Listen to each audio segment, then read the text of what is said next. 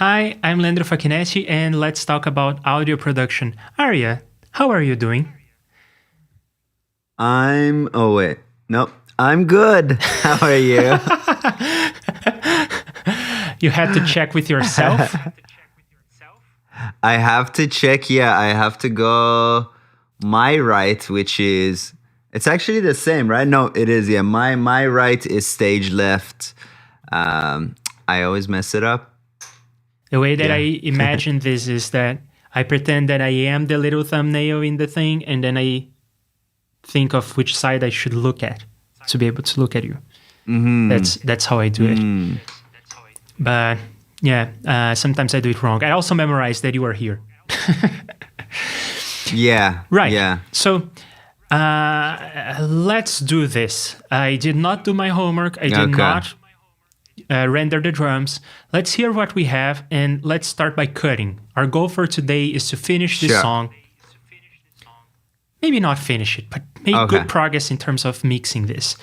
And the rule is we are not adding anything. We are only removing and mixing in terms of like parts. I'm Sounds not good. writing more parts for this. And in case people are wondering, this is the song that we have been working on Wednesdays for quite a while now. This is what it sounds like. Let me double check that all the outputs are right. This is what it sounds like right now.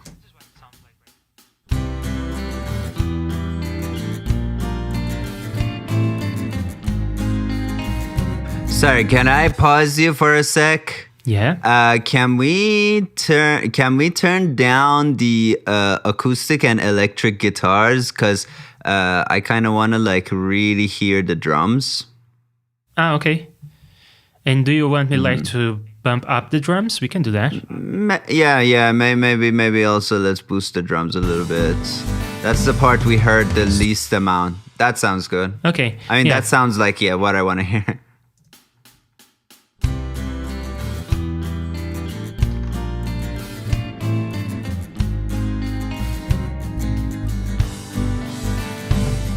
The stream is about to start. We'll talk about code or whatever we'll talk about today. It's about to start, so please hang tight while I check that everything is okay. Sound check, camera check, lights check. How's my hair? Oh, wait, I don't have any hair. Maybe put some pants on and I am good to go. So get ready wherever you are, cause the stream is about to start. Get ready wherever you are, cause the stream is about to start. This part always gets me. Cool. How's That, yeah. The Tool drum lick. Yeah, people say you should kill your darlings, and this always makes me laugh, so maybe I should kill it. But yeah, what do you want to take No, out of I this? like it. Okay. Honestly, nothing except maybe the shaker at the end when you go dan. In that bit, I feel like the shaker takes like a rhythmically really tight bit, and the shaker just kind of untightens that part. So maybe the shaker can go out a little earlier, just at top of measure 47. Goodbye, shaker. That would be about to start. Fair. So it is going to go like this, and then something like this. yeah. Stream is about to start. Actually, I want to bump up the shaker so I can hear what's going on there. It's about to start. I don't know if I should keep this last hit or remove it. I would remove it honestly. Is about to start. Okay. Cool. I think in the Ooh, context. for it the makes sense. first time, I heard something that sounded like aliasing coming from you, but not from your mix. When you paused the mix, I heard a wah wah wah wah wah wah wah. That was an interesting sound. I don't know where it came from. I mean, I have so much shenanigans going on in terms of routing that maybe coming from Black Hole and maybe coming from the other Reaper instance, I have to put effects in our voices and everything. So I don't know. Yeah, so the other thing that we should look at, not take out, but look at is double click on your drums. I want to see the MIDI you got going on in the drums. There we go. Yeah, I wrote this by hand, okay? I did not have now I have a MIDI keyboard, and more about that later. But I didn't have a MIDI keyboard back then, so I wrote all of this by hand, and then I use the humanize feature, which is super hidden. I knew that this feature existed because I think it was in Logic or Ableton before, but this is a Reaper stream, so we don't talk about those. And I went Googling for something like this, and it is so well hidden. I think the only place you're gonna find this action is if you right click on this region, this rectangular gray area. If you right click here. You can press H. Yeah, there is also the keyboard shortcut, but so the only way is to right-click here and then go to Edit and Humanize, which is like perfect user interface. No indication that right-clicking here does something different than right-clicking here, right-clicking there, right-clicking here. No, none of these places are going to work. You have to right-click on this gray rectangle. Yeah. Great user interface. In any case, yeah, so I used the Humanize feature to humanize the timing a little bit as well as the velocity, but I did not come to the hi-hats and did strong weak like you would normally do because I only have so much time. I would take your overall, and I mean, yeah, that's based on how long you want to spend on this, but I felt like overall your hi-hats and even to a certain extent, your crashes were really aggressive. So really like a full velocity crash, like that's metal, right? But otherwise, if you like a drummer playing this type of song, they will play the kick pretty hard. They'll play the snare pretty hard, but they'll be like lots softer with hi-hats and crashes. So you can maybe just select all your hi-hats and crashes and just bring them down a tiny amount. Yeah, none of those are toms, are they? Oh, some of those are toms. I should preserve them, right? Yeah, toms, cause toms, yeah, again, we're playing them hard, but like, yeah, really like somebody playing the crash like pow, like that's a metal thing, Oh, so here's what I'm gonna do. Because it is easier for me to select toms than to select everything that is not toms, I'm going to bring everything down, select toms, bring them back up. Sounds right.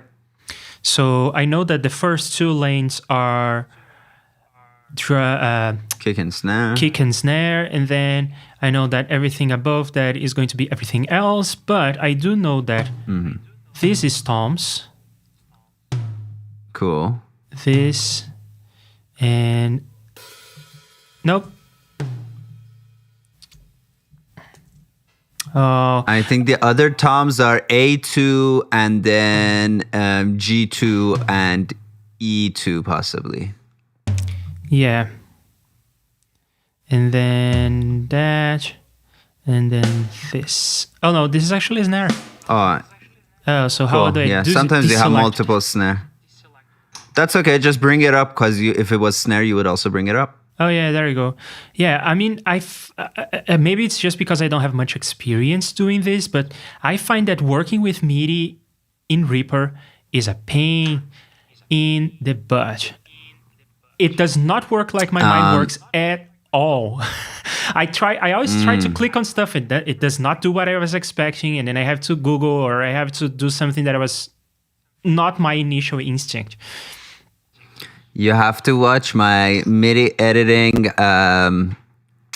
playlist because, I mean, for me, like when I opened Reaper, I was like, this MIDI thing has been tacked on. And now I literally have become incapable of using other DAWs because Reaper is just so damn fast. And you can write like polyrhythms. You can get it real exciting. Like, I constantly play with stuff like, ooh, what's a 7/16 and a 5/8 polyrhythm together sound like as the hi-hat pattern? And actually, they're always like really close to 4/4. So it just sounds like correct, but just slightly weird, which I love. Yeah, I like that feeling as well.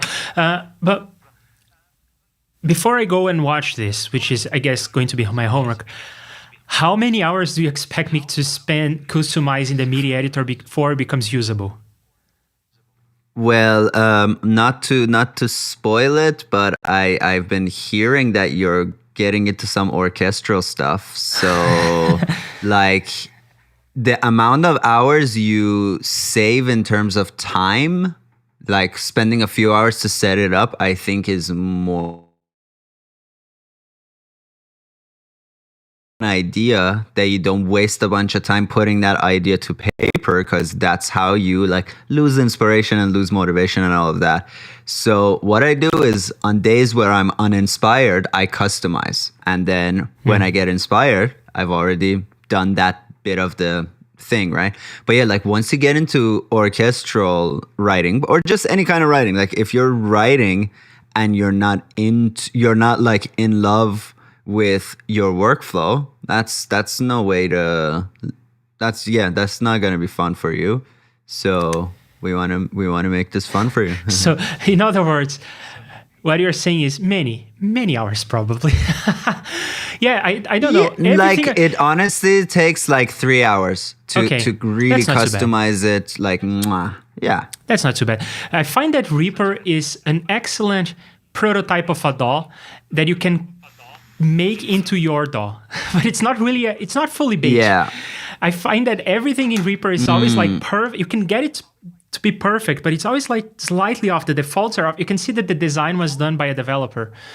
But enough bashing about Reaper. I love Reaper. It's just that it also annoys the hell out of me. And I guess there are only two kinds of tools, the ones that you don't use and the ones you don't like. So I prefer Reaper to be in the ones you don't like category. And just one thing. One thing that I think it was my favorite thing to hate in the MIDI editor. If I have the track enabled for recording, which I must have in order to be able to hear a MIDI keyboard playing, right? I need to have the the track armed for recording. If I have that, it is going to start putting freaking notes in my MIDI editor, and I have to go there and remove them. What the hell is going on there? Very simple fix. Very simple fix. Do you see those shoe prints on your toolbar? Okay. Click it. Now it won't happen anymore. You had step input enabled. Yeah. Why would someone and want now that this? you're not in This seems like a terrible idea. step input, I'm not gonna lie to you, step input is not how I like to do things, but I've seen people who compose with step input just so goddamn fast. For me, I'm faster with a mouse, but step input is basically like, so you would have one hand changing your rhythm and grit size, and with the other hand, you're just inputting notes. So if you're doing, it's really good for like writing like a piano. Imagine you're writing Moonlight Sonata, right? The rhythm is just the same straight through. So you just go dun dun dun dun dun dun, and you're just moving.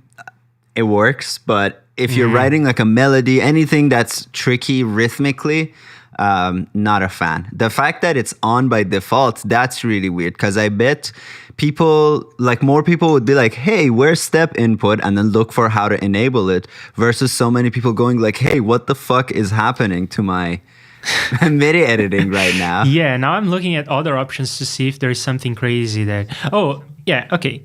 That's good enough. Do you want to hear the drums like right now? Because we changed stuff in the drums. Let's hear them soloed. Yeah, let's hear them soloed. Let's see what we got to work with.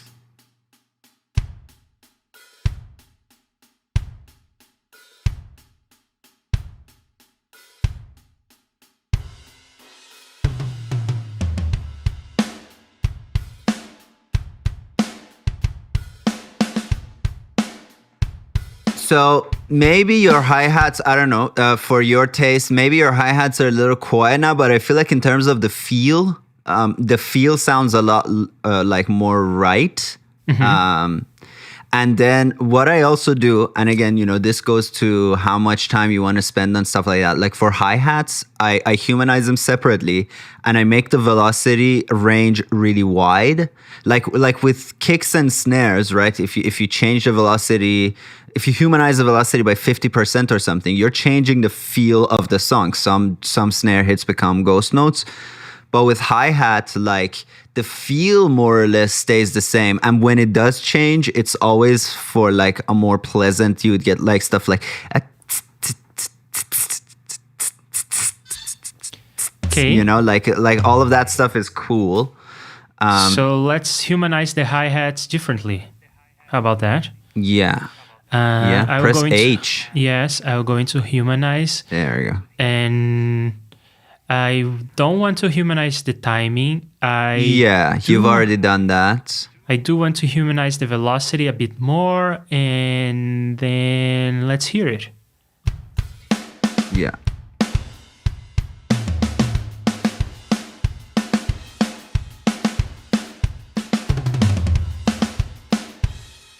Yeah.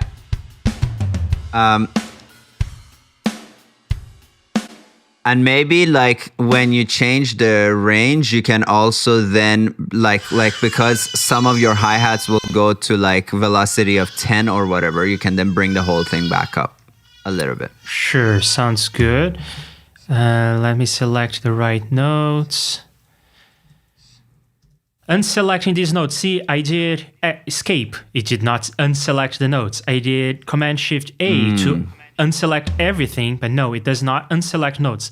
So you see, this small details add up. I always have to like try escape, try Command-Shift-A, and then try to click on the grid somewhere else. Okay, now it works. But I guess it's just me being inexperienced with the thing. So now it's not humanizing anything. Great. What the fuck? Why is that? I don't know. You have them selected. Oh, there you go. I had to close and reopen, of course. I'm grumpy. And then I can bring everything up.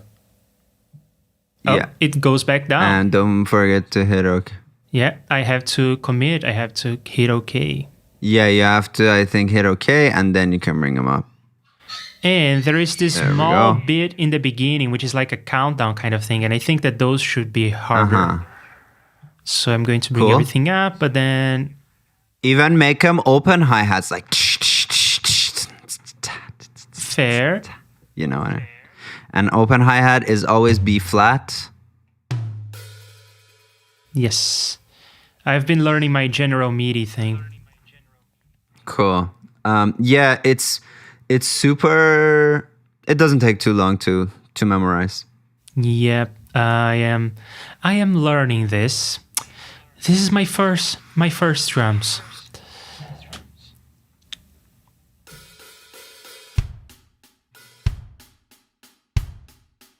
I don't know if the open hi-hat thing worked. It's a little bit metal again. Maybe you can just keep them closed. Or a cowbell. Yeah. I like that. Yeah. So I think overall, like the hi-hats, like in terms of kind of how hard they're played, it feels a lot more like a drummer that's responding to what they're hearing. Would you agree? Yeah, I think that if I was to play this, in fact, I did some shopping. I got a MIDI keyboard, and one of the things that I may get, because it sounds like sounds like a lot of fun. I always wanted to have one of these. Is an electronic drums, and I think that the way I would play this, I'm no drummer. I've never played the drums, but I always wanted to. I think I would do like strong, weak patterns, which is not what's happening here. As a drummer, do you think that would be what one would do? Yeah, like and your hand has that like bounce, right? Like so I mean, if you want to change the velocity so that every other note is slightly softer, that's doable. No, I think we're gonna go like Okay. with what we have now. I'm just saying what I Okay. probably would do. So maybe if I don't get the drums even, next time I do this, I don't think I'm gonna draw everything. At least for like the hi-hat, the drum, the kick, and the snare. I think I'm gonna play it on the keyboard, on the MIDI keyboard that I got, and that is going to be more human anyway. I will do the strong, weak pattern, and the timing will be humanized. In fact, I'll probably have to quantize it a little bit. And then for the fills, I am no drummer. I don't even know exactly where all the keys are in general MIDI. I know the basics, like I know toms, hi-hats, crashes, and whatnot, but I don't know like this stuff up here. And I guess in every kit is going to be different anyway. So I think that those parts I would draw. Cool. Do you know that there's also a way that you can just point a microphone at your table and play with your pen and then turn that audio signal into MIDI with Velocity? Yeah, I hear that this is a possibility, and I tried it back in the day with Ableton. It didn't work all that well for me. No, works okay in Reaper with the JS audio to MIDI drum trigger. I use it for my, like, if I'm writing really complex hi-hats with flams and stuff, like writing those and sounding how they want it to sound is really hard, but setting that up like I have it set up as a track template, I just quickly do it, and then I grab a couple of drumsticks and a drum pad, and I'm off to the races. Fun. And this is usually how you do drums. You don't usually have acoustic drums. You usually write things in MIDI. No, I use, on my new album, it's all going to be real drums, but whatever I write, I first write in MIDI anyway. I don't have a drum set at home. So I do like air drumming and playing on a pad and overall kind of just imagining the thing. Then I put it in, and then usually I try to record it. If I can't record it, or if I did a recording and it's not good, I have no shame in using MIDI drums. But yeah, most of the time I try to get real drummers in. Great. I don't have that kind of budget. Okay, so I try to do it free.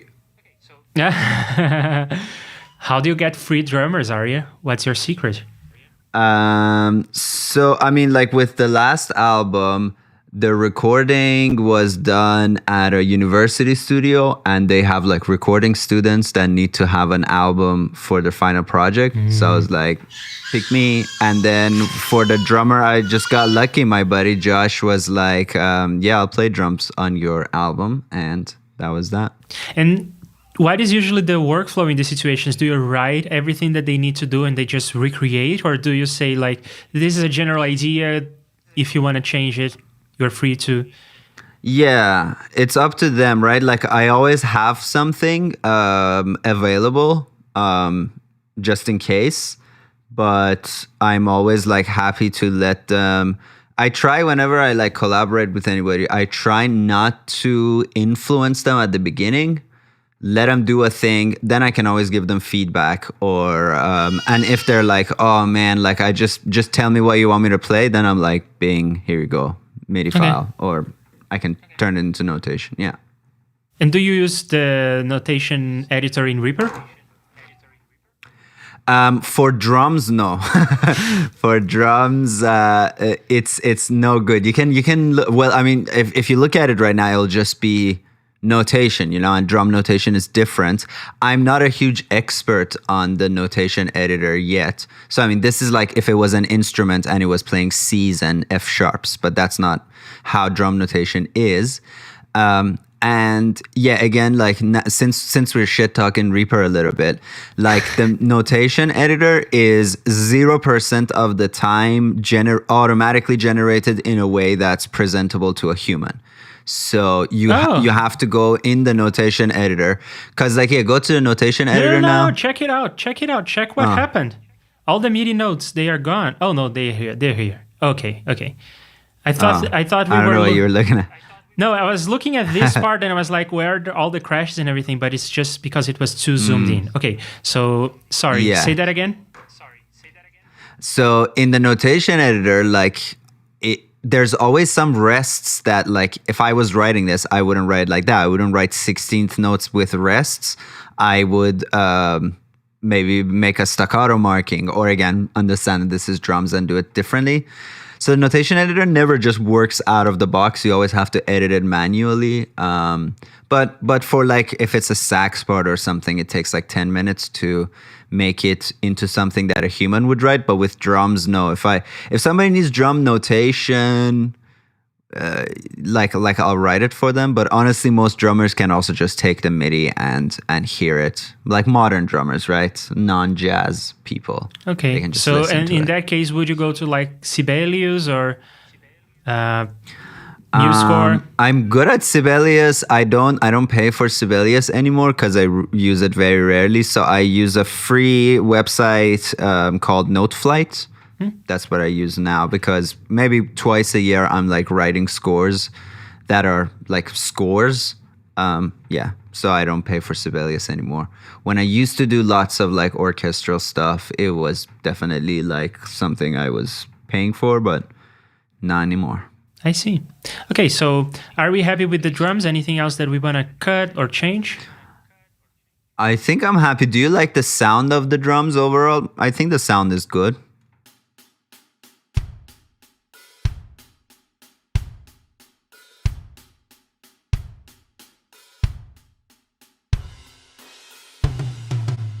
I don't love the crash.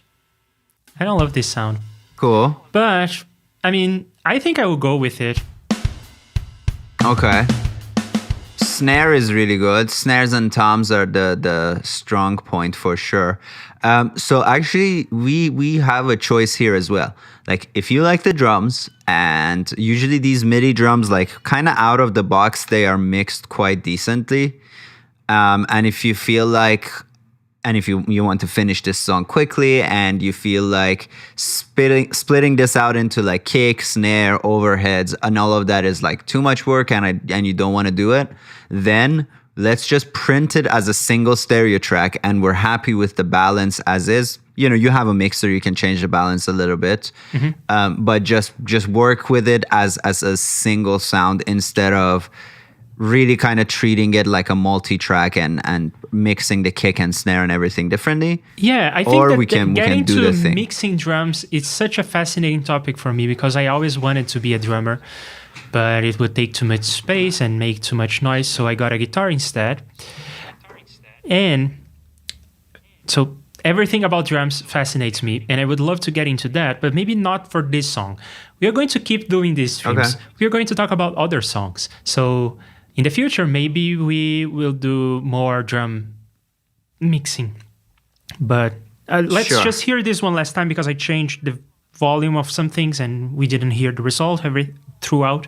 So let's hear everything, and Sure. in case something is As you off, do that, open the plugin here it is. and go to the mix. So you can do some mixing. You can change the pans. You can.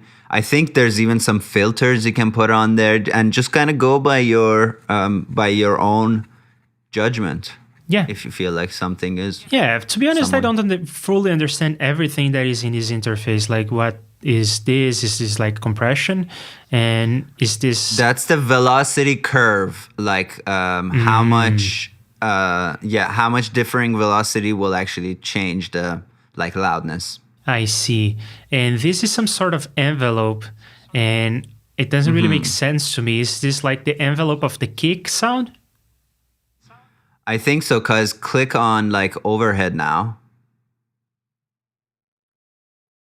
Well, the envelope didn't change, but I'm assuming if you change the envelope, it's not the envelope for everything, but it's just for a specific highlighted sound. I'm assuming. Yeah, but I'll probably just mess with volume and panning if necessary. Sure. Let's hear this. Though Sure. I have no experience doing this, so I'll probably just like... Okay.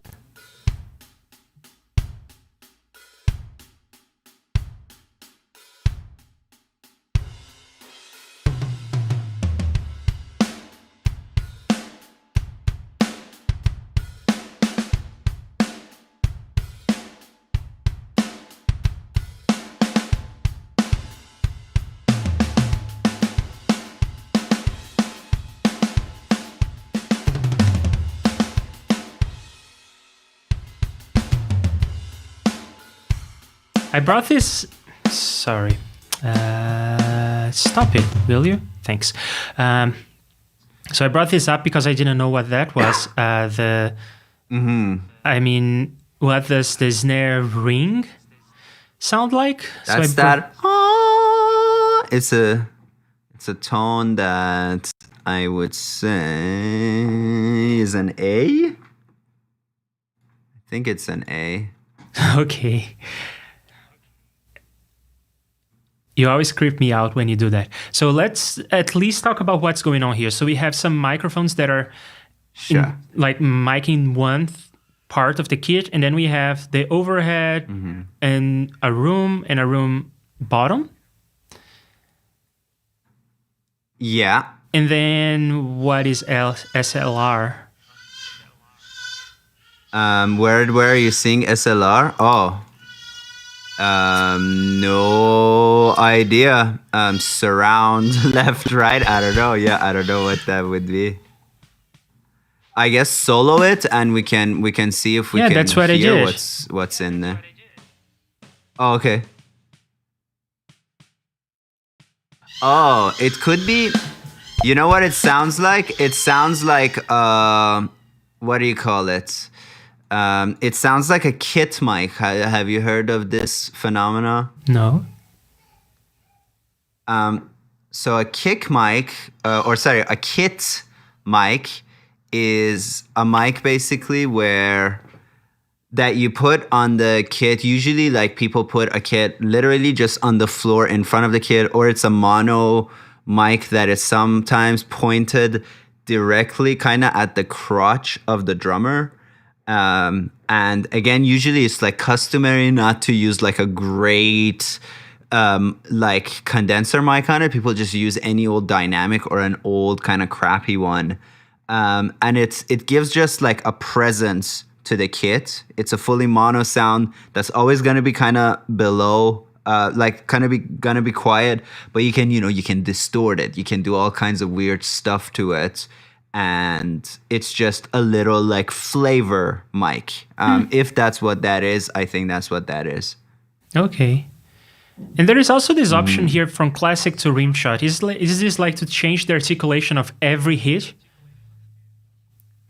I suppose it may, yeah. Or it may be, I think, because this is something that I see in some drum programs. I've never used SSD myself.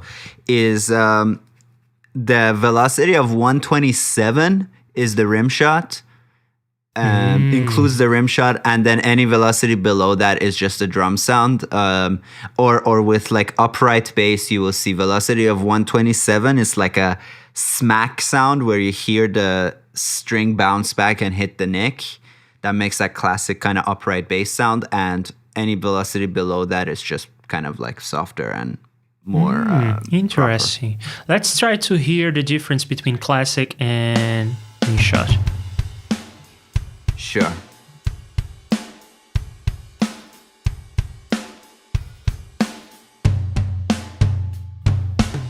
So if there's not a difference, I guess take one snare hit and make it 127, and let's see if the rim shot pops out. No, let's not investigate that right now.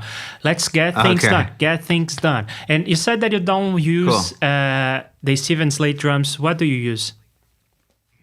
I used to use Superior Drummer, but I no longer have it. I'm dumb. I lost the license for it and lost the email associated with the thing. And I wrote him a bunch of times in like 2018. I'm like, look, I bought your goddamn thing. It didn't pan out. Right now I am doing, I have East-West libraries, and East-West has some drums in it, and I find them to be really good. Even though I know literally nobody who uses East-West's drums, it's really well known for orchestral sounds. I don't know too many people, or I don't know any people personally that use their drums, but I think they are incredibly good sounding. And the interface overall isn't like designed and centered around drums in the way that Superior Drummer or Steven Slate are like drums, just drums. but they do what I like them to do. And these are the drums, right? Yeah. Okay. Cool. I'll look into this later. I always look into your recommendations.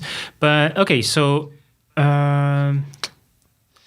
cool stuff, right? The drums are not, this plugin is not compatible with M1, so it's running under an emulation. But just this plugin, the rest of Reaper is running in M1. And it just works most of the time. Sometimes it crashes Reaper, but that's acceptable, right? Okay. It's still beta, supposedly. Oh, it's no longer beta. It used to say beta over here. It's not saying that anymore. So I think that they are out of beta with this. Maybe it will not crash anymore. Okay. Yeah, I don't think I had a crash with this. I had a crash with Isotope stuff, if I remember correctly. I guess, yeah, but if you are happy with the way that it sounds, if we're going to mixing, let's at least freeze it so that we're just not dealing with MIDI. Sometimes, like a crash hit doesn't fully trigger the entire sample of the crash. You may have seen that kind of stuff happening. No, not actually, but I trust that it's a smart idea to render tracks to stereo and mute original. You can also freeze. The difference being, I forget. If you render, you're just rendering a new file. The MIDI is still there. You can just mute it or hide it or put it offline. If you freeze, it will take the same track. It will render audio over it, but you can always unfreeze to get to what's like underneath. Oh, let me try this. I like freeze because you can then put like plugins and stuff on it, and then when you unfreeze, it just says like, "Oh, you did some stuff to this." And okay, you say, and if I unfreeze, no, I don't get the MIDI back. You do unfreeze it now? Yeah, I clicked. Oh, is this like not the freeze icon? No, you just unlocked it. Yeah, that's the unlock. You gotta right click and go to the same place. Render/freeze tracks, unfreeze. And I got a beach ball. And there it is. There you go. Cool. So no matter what I do, it's going to remember? It's going to remember unless, like, if you take that audio and you splice it and you cut it and stuff like that. If you unfreeze, it'll tell you, like, you will lose all the edits that you've done since you froze if you unfreeze. I think I like rendering better than freezing because it will be more straightforward for me to see that there is something behind. Cool. And I can always just make it smaller. Yeah, you can always hide the original, lots of things. Yes. Okay, so I guess freeze is like when you want to do it, like, I don't know, real quick, like, oh, my computer is struggling with CPU, let me freeze the Piccolo or something, right? So, yeah, in this case, this is a good idea. And now you can freeze it or whatever, yeah. And there you go. So because this track is muted, it is not going to process the effect, so it's not going to take any more CPU, right? Yes, theoretically. Okay. That is what it be. And then we no longer have MIDI, so we are back to the rule that we started this project with which was the rule to not use any MIDI. But then I use MIDI. Sure. So here's what I suggest we do, by the way. I said that the idea was to use all recorded sounds, and I had an ocarina, and I didn't put the ocarina on this song, but I think I'm going to put the ocarina on the next one. So watch out for the ocarina. I learned about samplers, and I learned how to turn my ocarina into an instrument I can play on the keyboard. And let me tell you, once you drop some effects in there, it sounds freaking amazing. I love the sound of the ocarina now. Yeah. Okay, so this whole rendering thing, or I guess, the pre-rendering thing that we did is smart enough to get any tails in case my MIDI has some reverb in it, right? Not always, so let's check that. Oh, okay. Well, in this case, I think it's pretty obvious. In this case, it looks like it has, yeah. But yeah, do not. Yeah, like the render doesn't know what it's rendering. It's all based on your bounds and stuff. So yeah, it's good to always check. But in this case, it looks like it did that. Okay. Yeah, I was thinking about that because I was thinking, how would one know? I mean, you cannot just detect the loudness because maybe you have some delay effect that you are rendering, so you need to wait for the delay to slap back, right? You could have literal silence for a second and then another hit of the delay. So how does one do that? I guess you have to ask the user the range. In case of render and freeze, it looks at the item length, so you can just kind of drag out the end of your MIDI drum, like your MIDI item, and it'll just listen to that. Looks like your settings are to do entire project, and it automatically detected that you don't have anything past measure 51, and it was just like, all right, yeah, makes sense. All right, so we have drums. What would you do next? I guess this is the natural progression. When you're mixing, you would start with drums, I suppose? Yeah, usually start with drums. Another thing you can set up if you want, like, sure, we didn't go kind of like mic by mic on the drums. We're just taking a whole drum stem. We're doing it like 80s style. But what we can do is maybe set up some parallel channels for the drums, but also for like other things. Maybe we can add a reverb to like most of the instruments so they feel in the same room. Maybe we can have some delay or something for the vocals. We can have some parallel compression for the drums. All these types of things are fun things to try. Okay. So do you want me to like send the audio to these tracks right now, or do we do it as we need? Sure, yeah. You can do either way works. Sending them all, do you know how to do that real quick? What I would do is just select all of them and then click and drag. But you gotta hold shift as well. Oh, okay. I didn't know that. If I just click and drag, then it is just sending the drums. Just the one you dragged from, yeah. But if I have to undo that. But if I hold shift, then it does it for all of them. Great. I didn't know that. Okay. Yeah. Yeah. So that's one thing we can do. And then otherwise, like, yeah, we can just mix the thing. All right. How does one start? What do I do? What I like to do is when I'm starting a mix, I turn all the faders down to 0, and then I start with kick, then snare, then moving up. You have drums, so I guess you bring all your faders down. You start from drums, and then you can go to bass. You can go to then bring in the guitars, then bring your elements kind of in one by one and get a good balance kind of according to your ears. Some people just listen to like the chorus when they do this. That's a good idea, or you can just listen to the whole song or just move around, whatever. All right, so let's bring in the drums. And because the drums are already mixed, I will just bring in so that it's a comfortable hearing level. And right now, there is no sound of drums because of this stem. Okay, so I have to bring this up as well.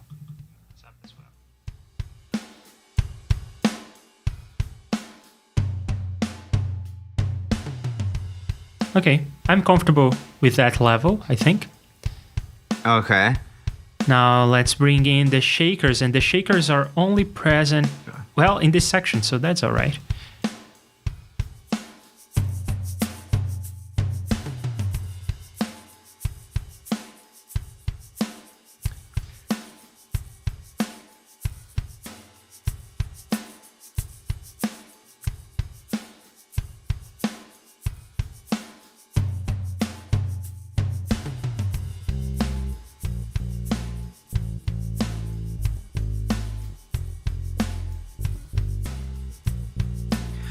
Can you move my webcam feed maybe to like the top right or something so that we can look at the meters? My camera is like big time covering up the master fader.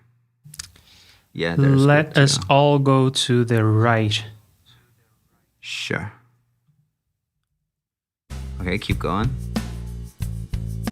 By the way, we didn't talk about we talked about the drums part. We talked about the shakers. We removed some of it, but we didn't talk about the bass part. So do you want to like remove or change something about the bass? I really liked the bass. I liked, yeah, the like bass, electric guitar, acoustic guitar, vocals. I had no problem with them Okay. personally.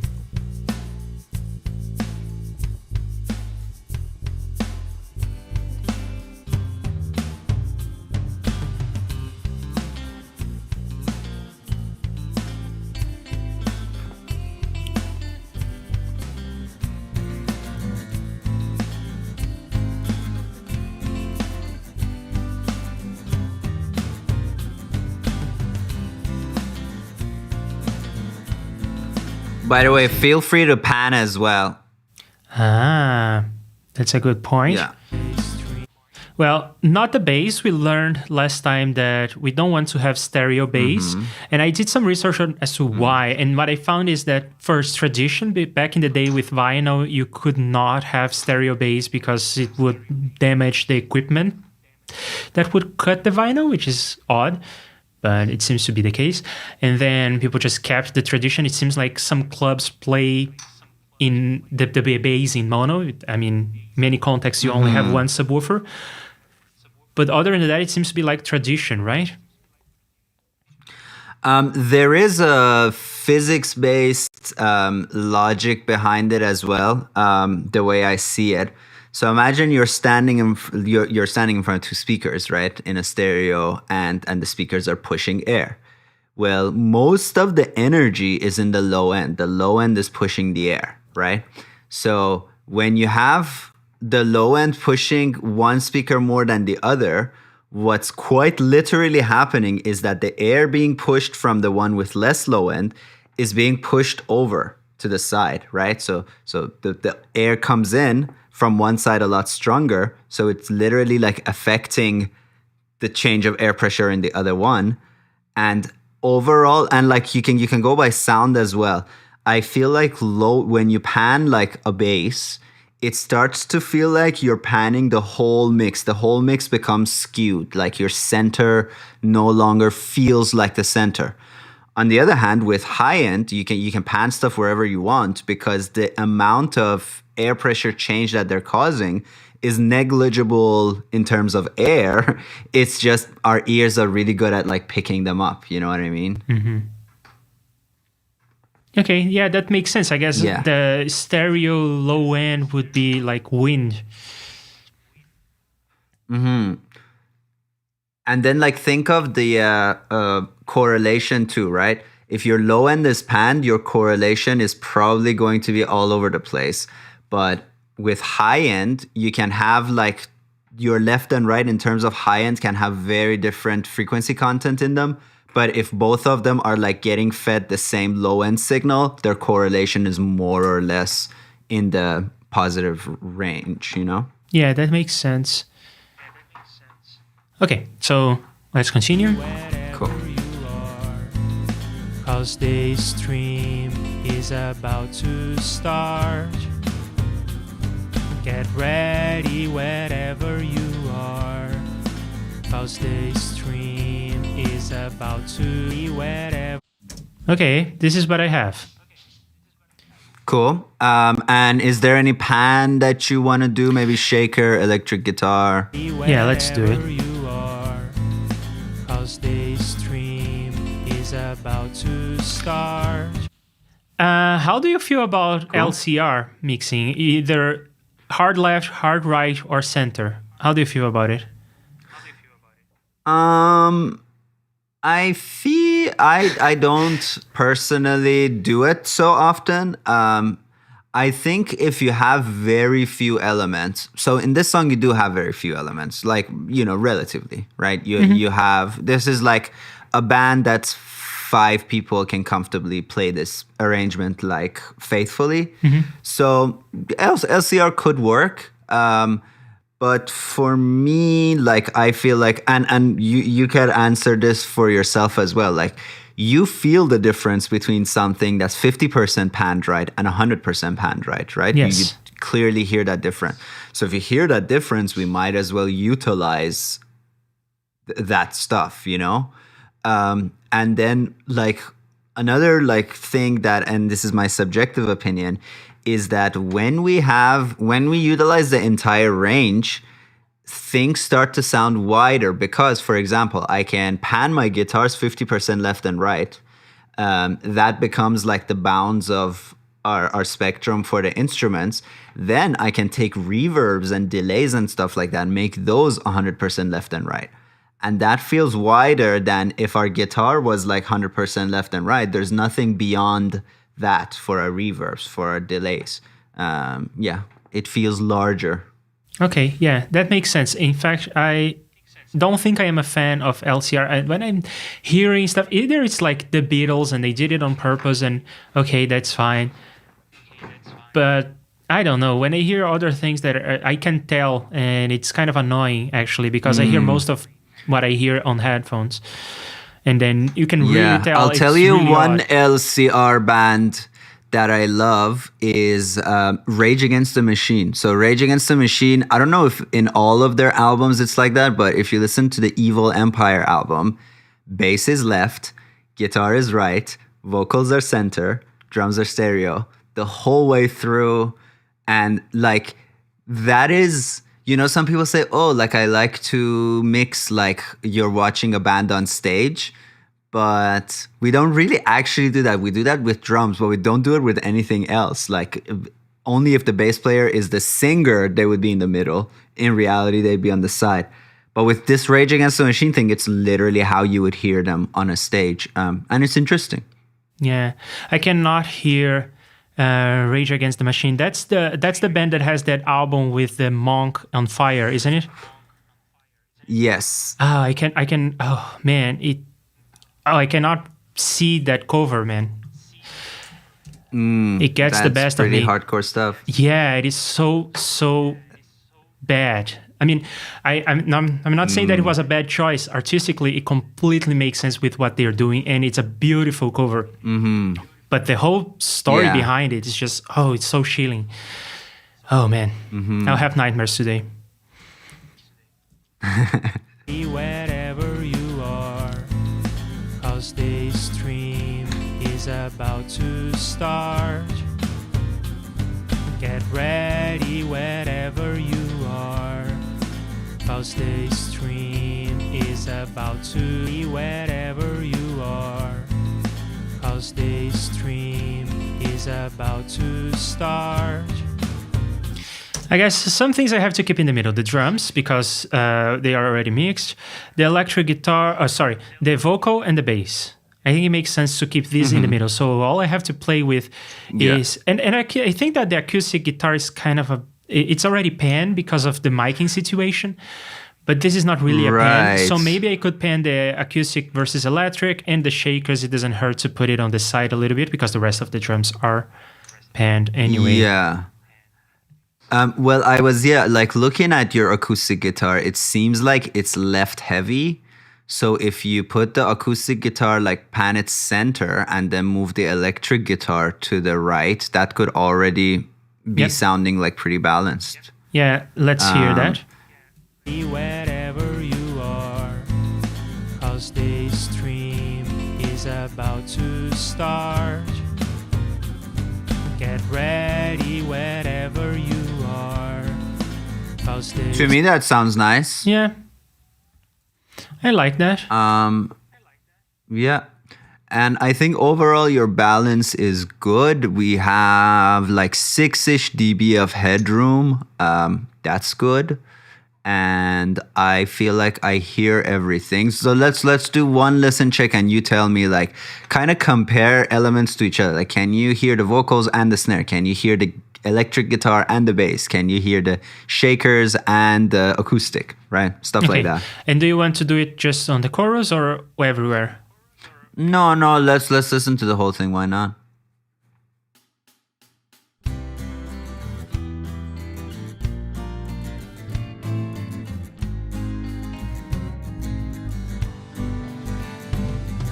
The stream is about to start. We'll talk about code or whatever we'll talk about today. It's about to start, so please hang tight while I check that everything is okay. Sound. Is there some easy way for me to have more space for these sliders? I want to have more resolution on the levels, but if I do this, then but you actually don't becomes- want to. Yeah, well, okay, no, do that. And then move your mouse to the, like, right above where the effects button is on one of these tracks. Oh, Yeah, and now that looks like that, hold Command and drag it up. oh, so I didn't know about this command situation, but I knew that if I touched one of these, I would be doomed forever. But now I know that this the holding command will help me. Okay, that's great, Yeah. actually. So now Big it's fader. hidden in there. Oh, great. Awesome. Well, Cool. let's do this from the top.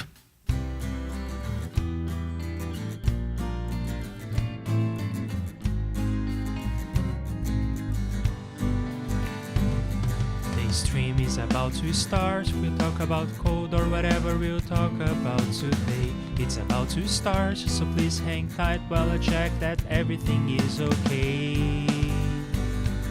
Sound check, camera check, lights check. How's my hair? Oh, wait, I don't have any hair. Maybe put some pants on and I am good to go. So get ready wherever you are, 'cause the stream is about to start. Get ready wherever you are, 'cause the stream is about to start. I like this. Okay, cool. One thing that I thought is a little bit like getting sometimes lost is the electric guitar. Let's go somewhere where the electric guitar is important. One thing that I think was just not there at all is the crashes on the beginning. Ah, okay. Yeah, you can barely hear it. I mean, you can barely see it too. Mm-hmm. You can tell that the thing is gone because of that. But I'm not unhappy about it. I wasn't too happy with the sound of them anyway, Okay. so I kind of wanted to tuck them under the rest of the mix, and now they are. Cool. But you're saying that the electric guitar is being lost, so let's go somewhere where the electric guitar is a big deal. The stream is about to start. We'll talk about code Definitely or not whatever. here. Check. Lights check. How's my hair? Oh, wait, I don't have any hair. Maybe put some pants on and I am good to go. So get ready. Okay, I think I'm happy. I don't want the electric guitar to Cool. overpower the acoustic, because the acoustic is the foundation of the Okay. song. So the electric Cool. guitar is more like feeling, and in some cases very cliche too. Any hair? Maybe put some pants on and Go for example to the intro section. In the intro section, I feel like the electrics were really lost. Oh, it's good now. You turned it up a little bit. Yeah, that works for me. the stream is about to start. We'll talk about code or whatever we'll talk about today. It's about to Cool. start. Good. We have a static mix. So, the next step is, well, like for example, one thing I feel this song we need to do some stuff to the vocals. Yes. What would you do to the vocals? So with vocals, kind of my cookie cutter way of doing it is I DS, then I EQ, then I do 3 stages of compression. So the first stage of compression is very kind of subtle. It's like the ratio is like 1.2 to 1, something like that. It's something that takes like a dynamic range like this, and it just slightly kind of squishes it, just slightly evens it out. And then the second stage of compression is like taming the peaks. And the third stage of compression is parallel compression that you do really over compress and then you blend it with the original. That's kind of like my cookie cutter way of doing it. And then reverb and maybe delay is another thing to look into. All right, so let's start with de-essing. Given everything that you know that I have, what do you recommend? I do de-essing, for instance, for the stream that you are hearing me through right now. I do de-essing with the dynamic compressors, but you can also do it multi-band compressors. You can do it with an honest to goodness de-esser. So what do you recommend? Whatever you like. The one that you liked, that you showed me, that's on your voice, that's probably good. Oh, okay, so that is Nova. Cool, yeah, sounds in this DS linked preset. And let me solo this. Your first line is actually great. The stream is about to start. We got a couple of S's, first line. The stream is about to start. We'll talk about code or whatever we'll talk about today. It's about to start, so please hang tight while I check that everything is okay. The stream is about to start. I'll focus on the stream is about to start. The stream is about to start. We'll talk about code. The stream is about to start. We'll talk about code. The stream is about to start. We'll talk about code. The stream is about to start. We'll talk about code. It never lisps, not even if I go with a full infinity to 1 ratio. It's never aggressive. I like this. That's good. Yeah, I think it's a good property. Cool. The stream is about to start. We'll talk about code. The stream is about to start. We'll talk about code. The stream is about to. I'm closing my eyes. Start. We'll talk about code. The stream is about to start. We'll talk about code. The stream is about to start. We'll talk about code. The stream is about to start. We'll talk about. I think that this is with, and I think it sounds better. Let's see if I got it right. Yes, it is with. I got it right. Yay, me.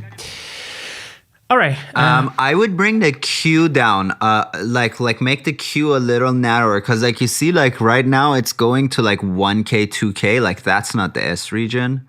So I would make that slightly tighter. Yeah. Okay. The stream is about to start. We'll talk about code. The stream is about to start. We'll talk about code. The stream is about to start. We'll talk about code. The stream is about to start. We'll talk about code. The stream is about to start. Now some of the S is getting away. Yeah, that's good. We'll talk about. Yeah, I'm okay with this. Cool. Cool. Awesome. So do you want to, while you're here, just do some other stuff with this same plugin? Oh yeah, I was planning on doing both the Q and the de-essing right here, right now. Cool. So what else do you have to EQ? I'll quiz you first. All right. Oh, I now remember that you had this idea that you would speak for 2 minutes and then I would do it by myself, but we didn't do that. All right. Okay, so what would I do? Well, first off, there is this law that you have to do a high pass on around 70 to 100 hertz.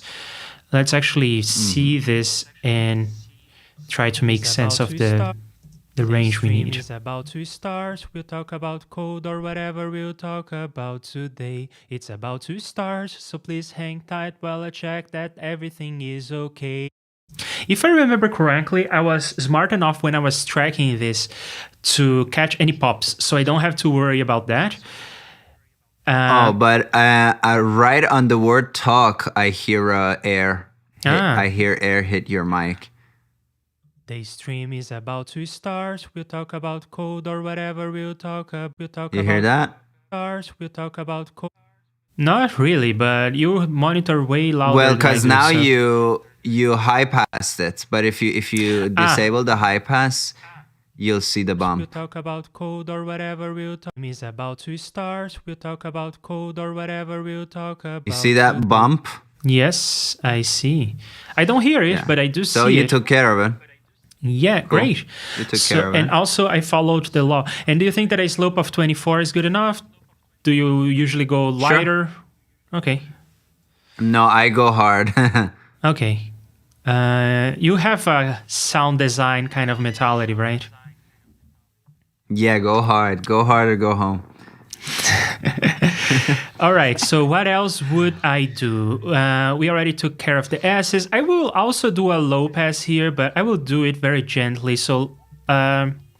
just to get out any hiss that shouldn't be About to there. start. We'll talk about code or Sure. whatever we'll talk about today. It's about to start, so please hang tight while I check that everything is okay. The stream is about to start. We'll talk about code or whatever we'll talk about today. It's about to start, so please hang tight while I check. I don't hear any difference, but I'm gonna leave this low pass there. Sure, but maybe not 24 this time. Let's make this a little subtle. Like, let's make that 6 even, or 12 or whatever.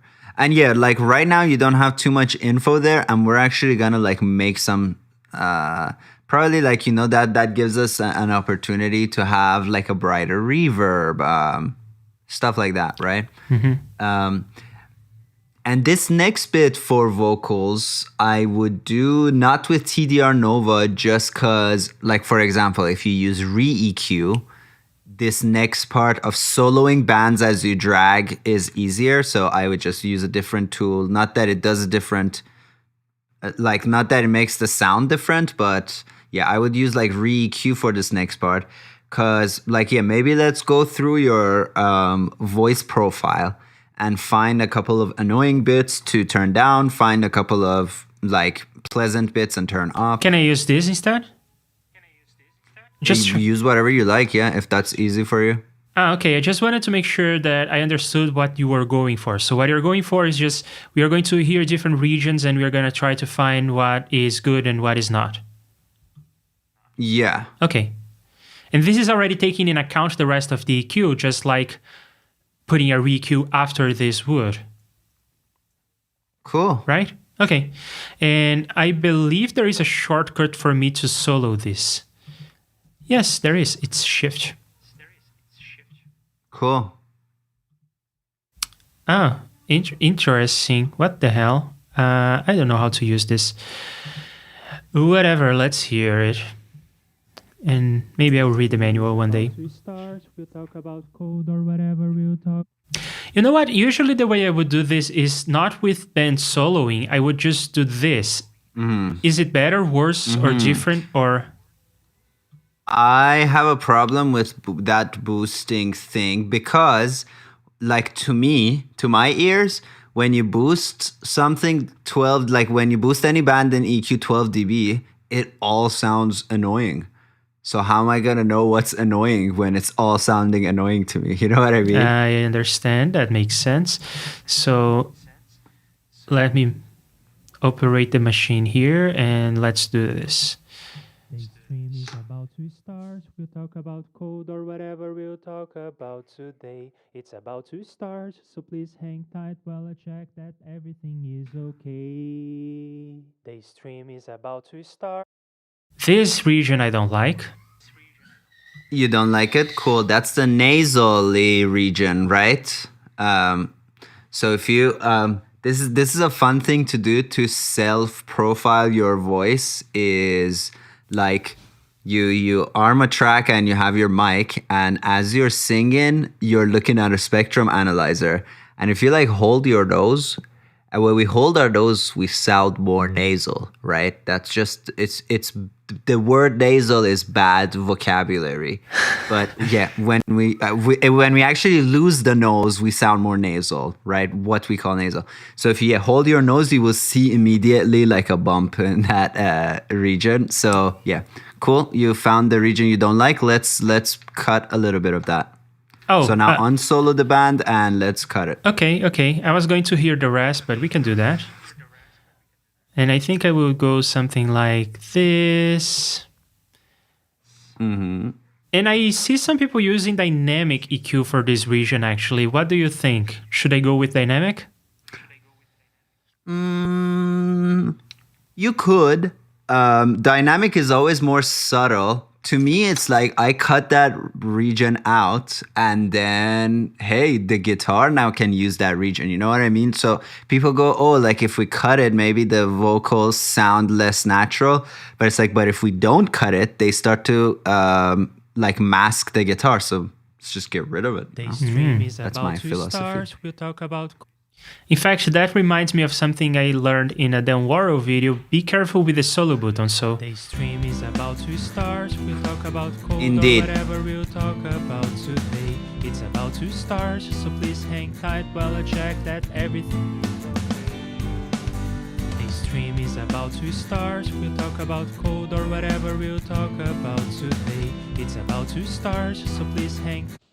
okay, I'll do the trick again. I am going to Sure. do this. And then The stream is about to start. We'll talk about code or whatever we'll talk about today. It's about to start, so please hang tight while I check that everything is okay. The stream is This is going to be hard. yeah, I don't hear any difference. You can exaggerate it more just for the purpose of hearing it, and then kind of make it more subtle if you want. The stream is about to start. We'll talk about code or whatever we'll talk about today. It's about to. Okay, so this I probably will be able to tell, but let's try this again. The stream is about to start. We'll talk about code or whatever we'll talk about today. It's about to start, so please hang tight while I check that every. This is with, and of course it doesn't sound as nice, or it doesn't sound that nice because it's too drastic. This is with. Oh no! God damn it! Making a fool of myself on camera. Okay, so I cannot hear this, or I guess I do hear a difference, but I think I prefer it without that. Sorry, Cool, I think that okay. this sounds more unnatural. That's The crazy. stream is about to start. We'll talk about code or whatever we'll talk about today. It's about to start. So it seems like I really don't like that region, because when I completely cut it very drastically, I thought that sounded more natural and more pleasing. So I don't like that on my There you voice. go. So we can go more aggressive. Yeah. Is about to start. We'll talk about code or And that whatever makes we'll some talk sense that you thought that's more natural, because you never, or not never, but you hear less of that range when you speak. You hear a more high-end boosted bit when you hear yourself, because you're hearing like your voice resonating through your skull. It's the microphone that's picking up like this area, but in reality, like this area is far-ish from your ears, right? So it makes some sense that you thought it's more natural without. That's interesting. Let's Yeah. just do it with a bit less drastic of a cut. Start. We'll talk about code or whatever we'll talk about today. It's about to start, so please hang tight while. Okay, and let's get our band 2 going, and we'll try to find other regions.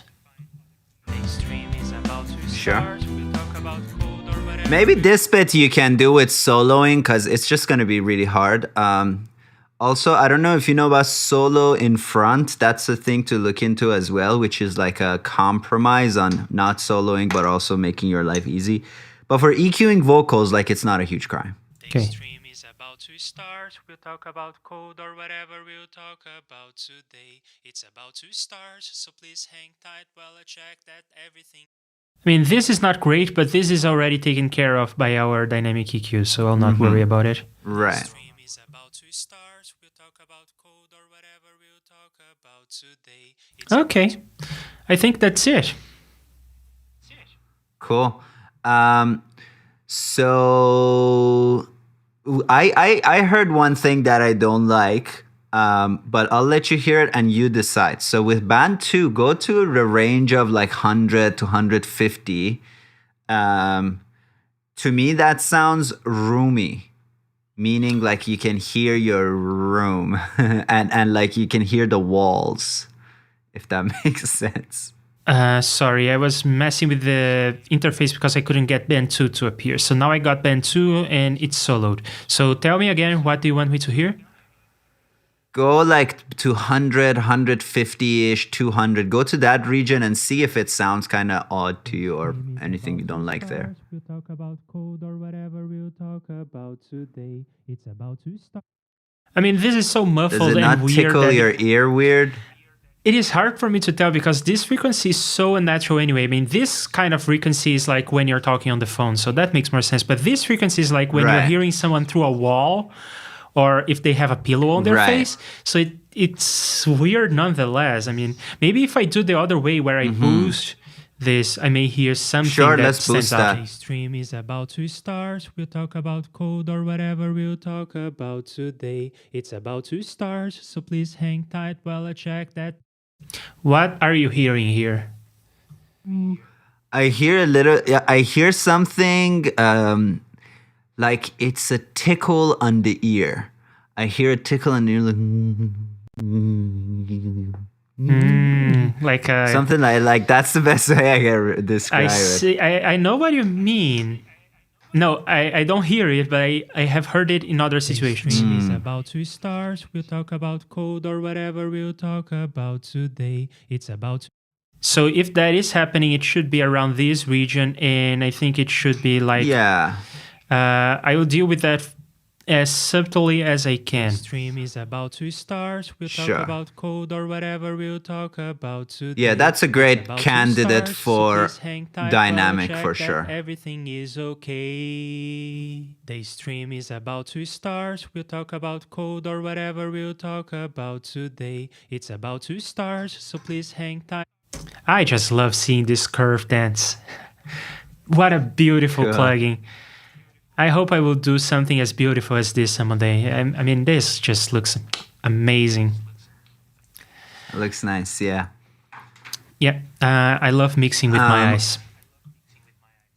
All right, so you got you got an EQ going. Maybe let's A/B that, and for this A/Bing, let's use the mix. Maybe let's hear the whole mix. And by A/B, you mean bypass the whole thing? Or Yeah, let's see, like, is this an improvement or stream not? is about to start. We'll talk about code or whatever we'll talk about today. It's about to start, so please hang tight while I check that everything is okay. The stream is about to start. We'll talk about code or whatever we'll talk about. In the mix, I don't hear any difference. To me, in the mix, I hear the S's a lot more under control, but the rest are quite subtle when the whole mix is going. But I mean, mixing is iterative, right? So let's move on from EQing for now. We can always come back to it. We can always do our whole processing and do a post EQ on like a vocal bus, right? Okay. Yeah. All right. So compression. I have quite a bunch of compressors here. Cool. So you said that you do 3 stages of compression. That makes a lot of sense. Which one would you start with? You don't necessarily start with the first one. So where would you start? Yeah, I do the one that I said like ratio is like 1.5 to 1, like the low ratio. I put that first because that would change what is like peaking, and then on the second one I tame the peaks, and then I go to a parallel track and in parallel do the third bit of parallel compression. Okay, so let's start with this first one. Do you want it to be clean or do you want it to have the so-called character, which I cannot for the life of me hear, but people talk about it, so... No, I think the first one should be clean because if you think about it, right, that's gonna be almost active the entire time. You know what I mean? Okay. Or I guess the same argument can be used to use something for color because it will color the entire signal. So that's a good point. So which which compressor do you recommend? Something like Recomp, or would you go with something like some hardware emulation? You know, you have that tri-leveler. Yes. That could really make our life easy, right? It you, is. you just set a LUFS value. Yeah, Let's do it. that is 3 compressors. A fast one, a medium one, and a There slow you go.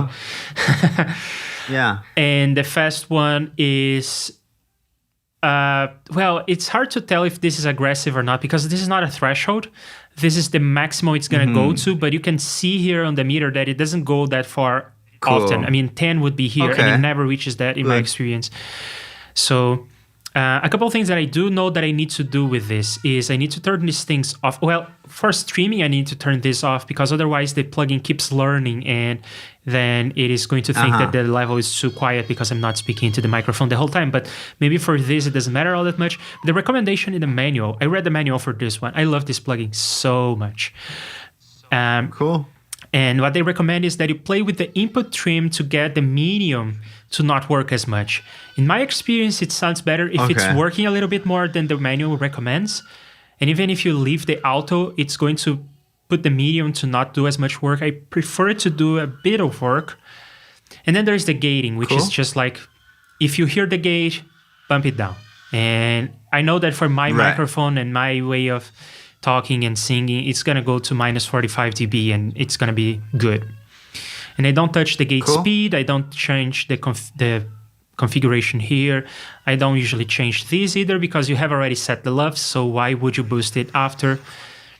And then Right. yeah, there is just the target, which for mixing, I think minus 23 is going to sound good. So let's give this a listen. Stream is about to start. We'll talk about code or whatever we'll talk about today. It's about to start, so please hang tight while I check that everything is okay. The stream is I feel like 23 may be too quiet, actually. 23 is good for speech alone. For vocals on a song, I would go like 18, something like that. The stream is about to start. We'll talk about code or whatever There we we'll go. talk about today. Yeah, and the thing I said about leaving the medium compressor to work a little bit more, that was to me more natural, but that was for my speaking voice, not necessarily for singing, which may be different. So I'll play with the input trim a little. So the cool thing is that because this Yeah, is a like leveler, play with it and see. yeah, the cool thing is that because this is a leveler, this is the target. It's going to try to hit the target no matter what. If it has room to do attenuation and gain, it's not only a compressor, it's also, I guess, an upwards compressor. So it's going to try to hit the target no matter what I do here. But if the input is too far from the target, the compressors are upwards compressors need to work more. So it's just a matter of, and this is like perfect for my kind of reasoning where I don't want to hear a level difference. There will be no level difference. Yeah. There will just be the compression itself. Cool. The stream is about to start. We'll talk about code or whatever we'll talk about today. It's about to start, so please hang tight while I check that every. So you see, when I put the input down, it is expanding, or not expanding, it's doing upwards compression a bit. And when I put it up, you can see that it's doing regular compression a bit more. The stream is about to start. We'll talk about code or whatever we'll talk about today. It's about to start, so please hang tight while I check that everything is okay. The stream is about to start. And the cool thing is that it never distorts. Oh, I love this. The stream Right. is about to start. It's about to start, so please hang tight while I check that everything is okay. Cool. The stream is about to start. We'll talk about code or whatever we'll talk about today. It's about to start, so please hang tight while I check that everything is okay. So the bottom one is the fast compressor, right? The bottommost one or the topmost one is the fast one? It's fast, medium, and slow. That's why when I brought the input down... Okay, slow is the bottom one. Yeah, the fast wasn't acting at all because it didn't have to. The signal was already quiet, but then the slow is slowly going up. So it means like it's slowly realizing, oh, I need more upwards compression, I need more upwards compression, I need more. Okay, I got there. Cool, interesting. Isn't this plugin great? I love this plugin. Yeah? This Makes stream it is easy. about to start. We'll talk about code or whatever we'll talk about today. It's about to start, so please hang tight while I check that everything is Because this is even kind of writing, it's doing a little bit of the volume automation work for you as well. So lovely, right? Yes, that's what this low dynamics is doing. It's doing, well, maybe the medium one, I would say. Medium is like writing the fader. The slow is just writing the fader more slowly. And then faster is like a good old compressor. So in the manual, they say that this is, I think, about 30 seconds. This is 300 and this is 3 seconds, something like that. And Bo is here. Hey, Bo. Great to have you. I was getting worried. I was like, where's Bo? Bo is in the house. So yeah, let's hear just the compressor real quick. Stream is about to start. We'll talk Sure. about Can code. you move the compressor a little bit to the left of your screen so that we see? Yeah, there we go. Yeah, I tend to put stuff to the right because we are usually on the left.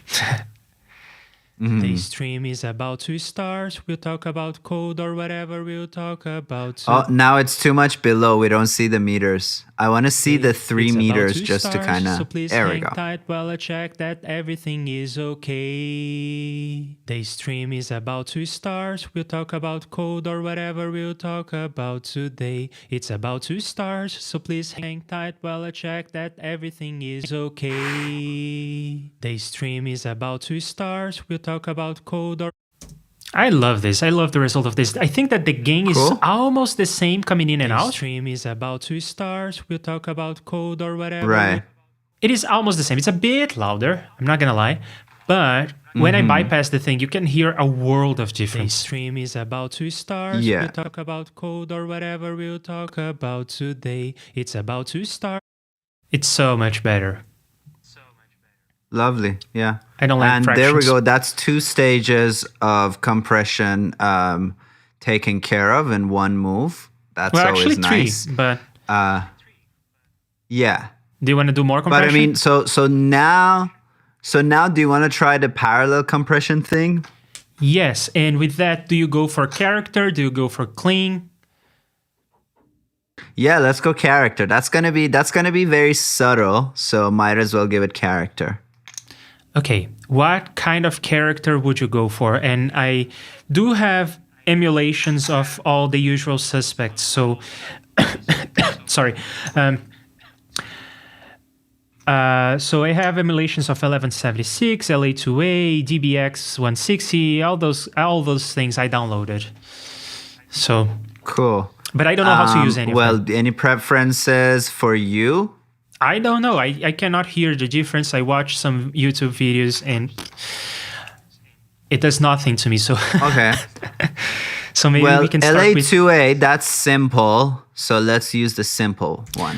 Okay. But don't. So should we do this on the track? Yeah, whatever. Let's do it on the track. No, let's not do it on the track. Let's make a parallel track because I'll tell you why when you make it. Well, you do know that I can do parallel compression using this knob. Yeah, but I mean, and again, this thing that I'm about to tell you, you can also do from one track insert, but it's just a bit of a pain. Because we want to high pass and low pass the input signal into the compressor.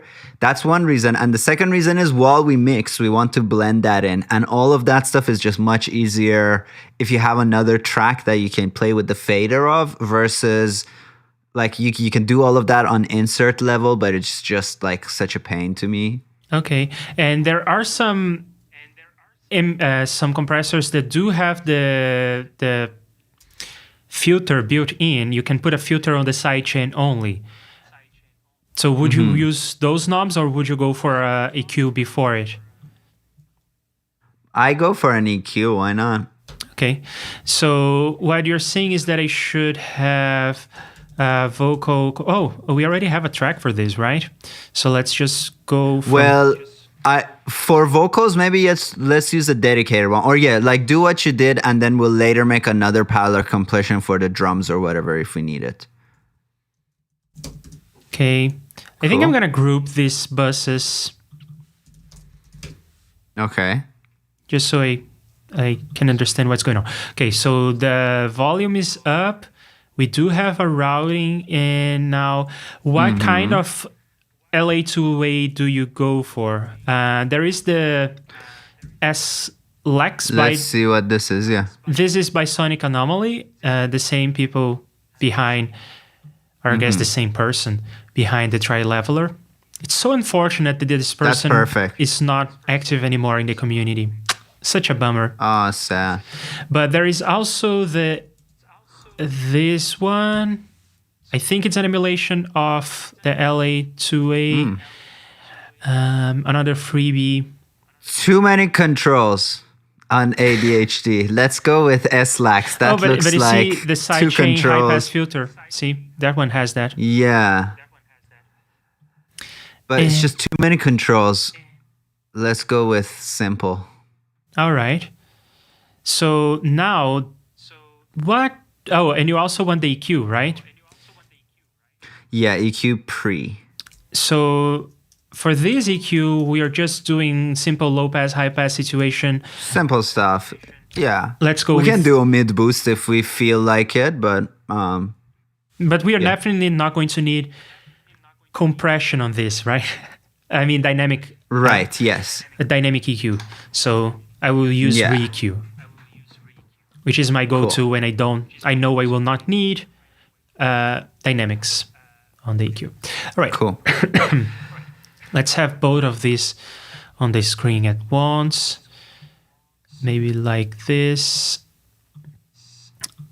And So for the EQ, let's put a low pass like in the pre-S region, maybe like a low pass at 4K, let's say, and then let's do a high pass at like 150 for now, and make both of them like steep-ish, like maybe 12 dB per octave or something, and we will dial it in more if we want to later.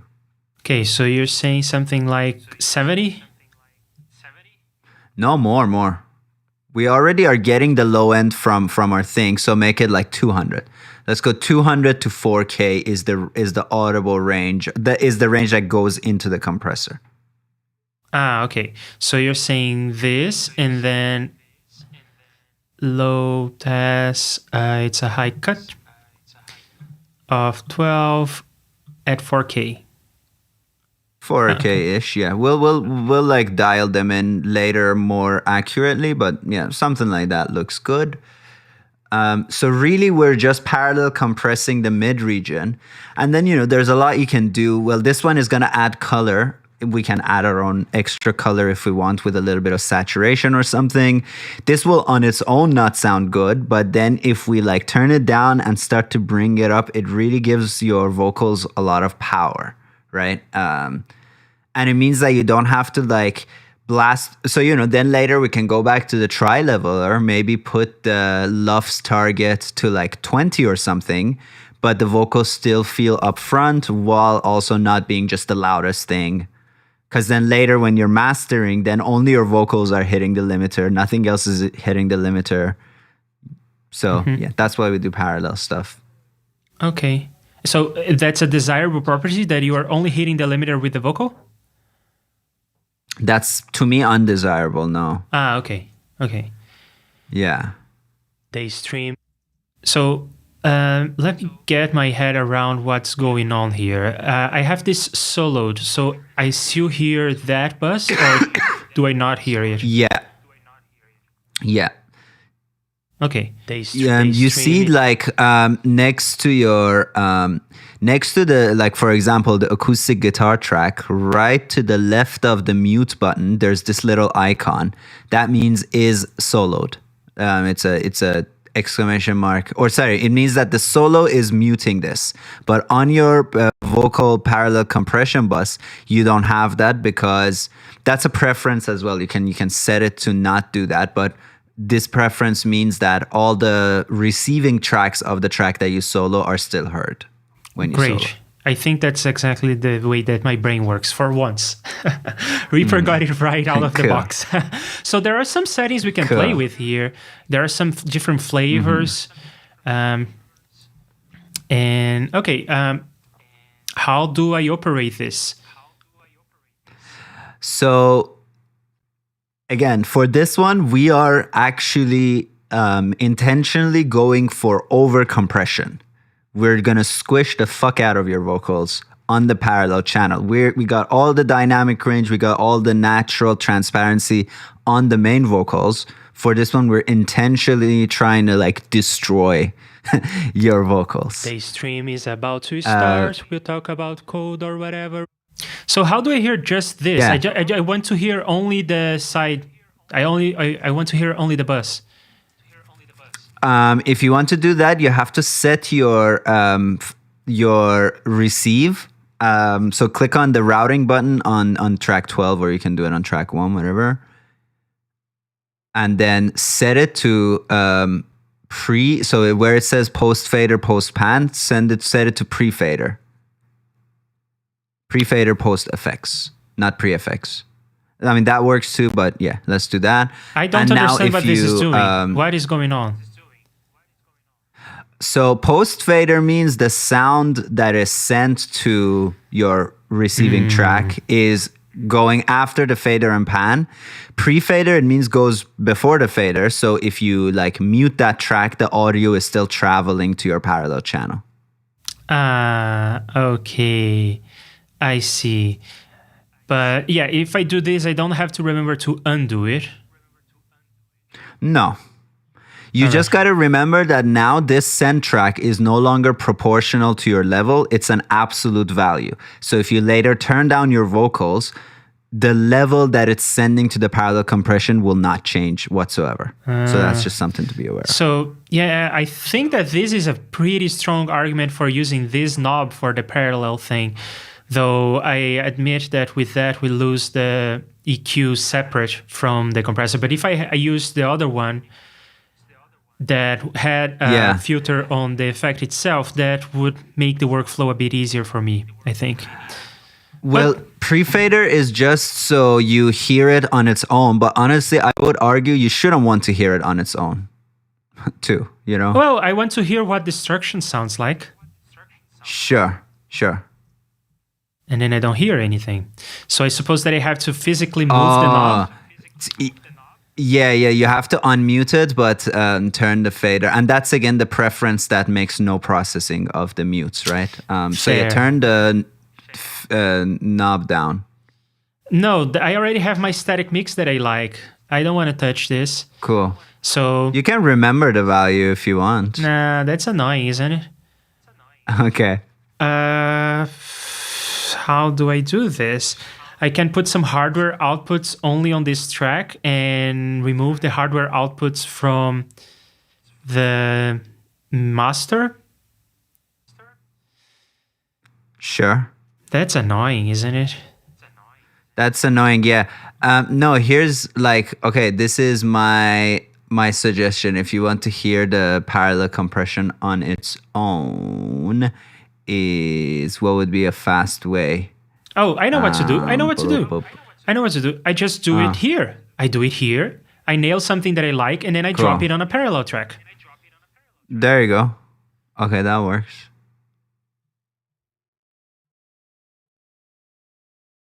And I have to close the windows because otherwise I would be changing the wrong one. All right. And so now we are going to hear some destruction happening, hopefully. The stream is about to start. We'll talk about code or whatever we'll talk about today. It's about to start. So do this. First, give it a bunch of gain. So put the peak back to 0. And first give it a bunch of gain. Then bring the peak back till you're getting like, let's say 12 dB of gain reduction. You know what I mean? So you're saying increase the gain and then lower the peak, then increase the peak. Yeah. But the gain is applied after the peak, isn't it, on an LA2A? I always thought it's before. The stream is about to start. We'll talk about code or whatever we'll talk about today. It's about to start, so please hang tight while I check that everything is okay. Oh, it's not destructive You enough. can go more. Today's stream is Yeah, about go two more, go more. stars. We'll talk about code or whatever we'll talk about today. It's about 2 stars, so please hang tight while I check that everything is okay. Today's stream is What's about that emphasis? I don't know what that is. I read this on the menu, but I forget. Okay. Today's stream is So if this is not giving you enough distraction, I mean, we can always add like a level of distortion. Gain is before the compression on LA2A, Bo says. There you go. Yeah, that's what, because just logically by design, it makes sense that way as well. To me, it's like left to right. Yeah, that's so weird, isn't it? I mean, some things are left to right, but some things like guitar pedals are right to left. I don't know. Oh, yeah. Why are guitar pedals right to left? I That's actually had quite this. annoying. I did this search. Apparently, it is because most guitarists are right-handed, so the cable is coming out of the right. Right-handed. Yeah. So you don't have a cable crossing right in front of your legs when you're playing, which is kind of reasonable, but at the same time, it's confusing. And I like that guitar pedal kind of plugins do it from left to right. It makes more sense naturally because we live in places where we read from left to right. So that's why it makes more sense to me. Indeed. All right, so this is not me giving Today's enough. stream is about 2 stars. We'll talk about code. Should I be worried that the thing is just at the left and not moving? Yeah, like it shouldn't really be there, right? So what it means is like this is just kind of somewhat transparent in its delivery. And another thing we can do is maybe we can open the EQ a little more. Yeah, maybe we can widen it a touch.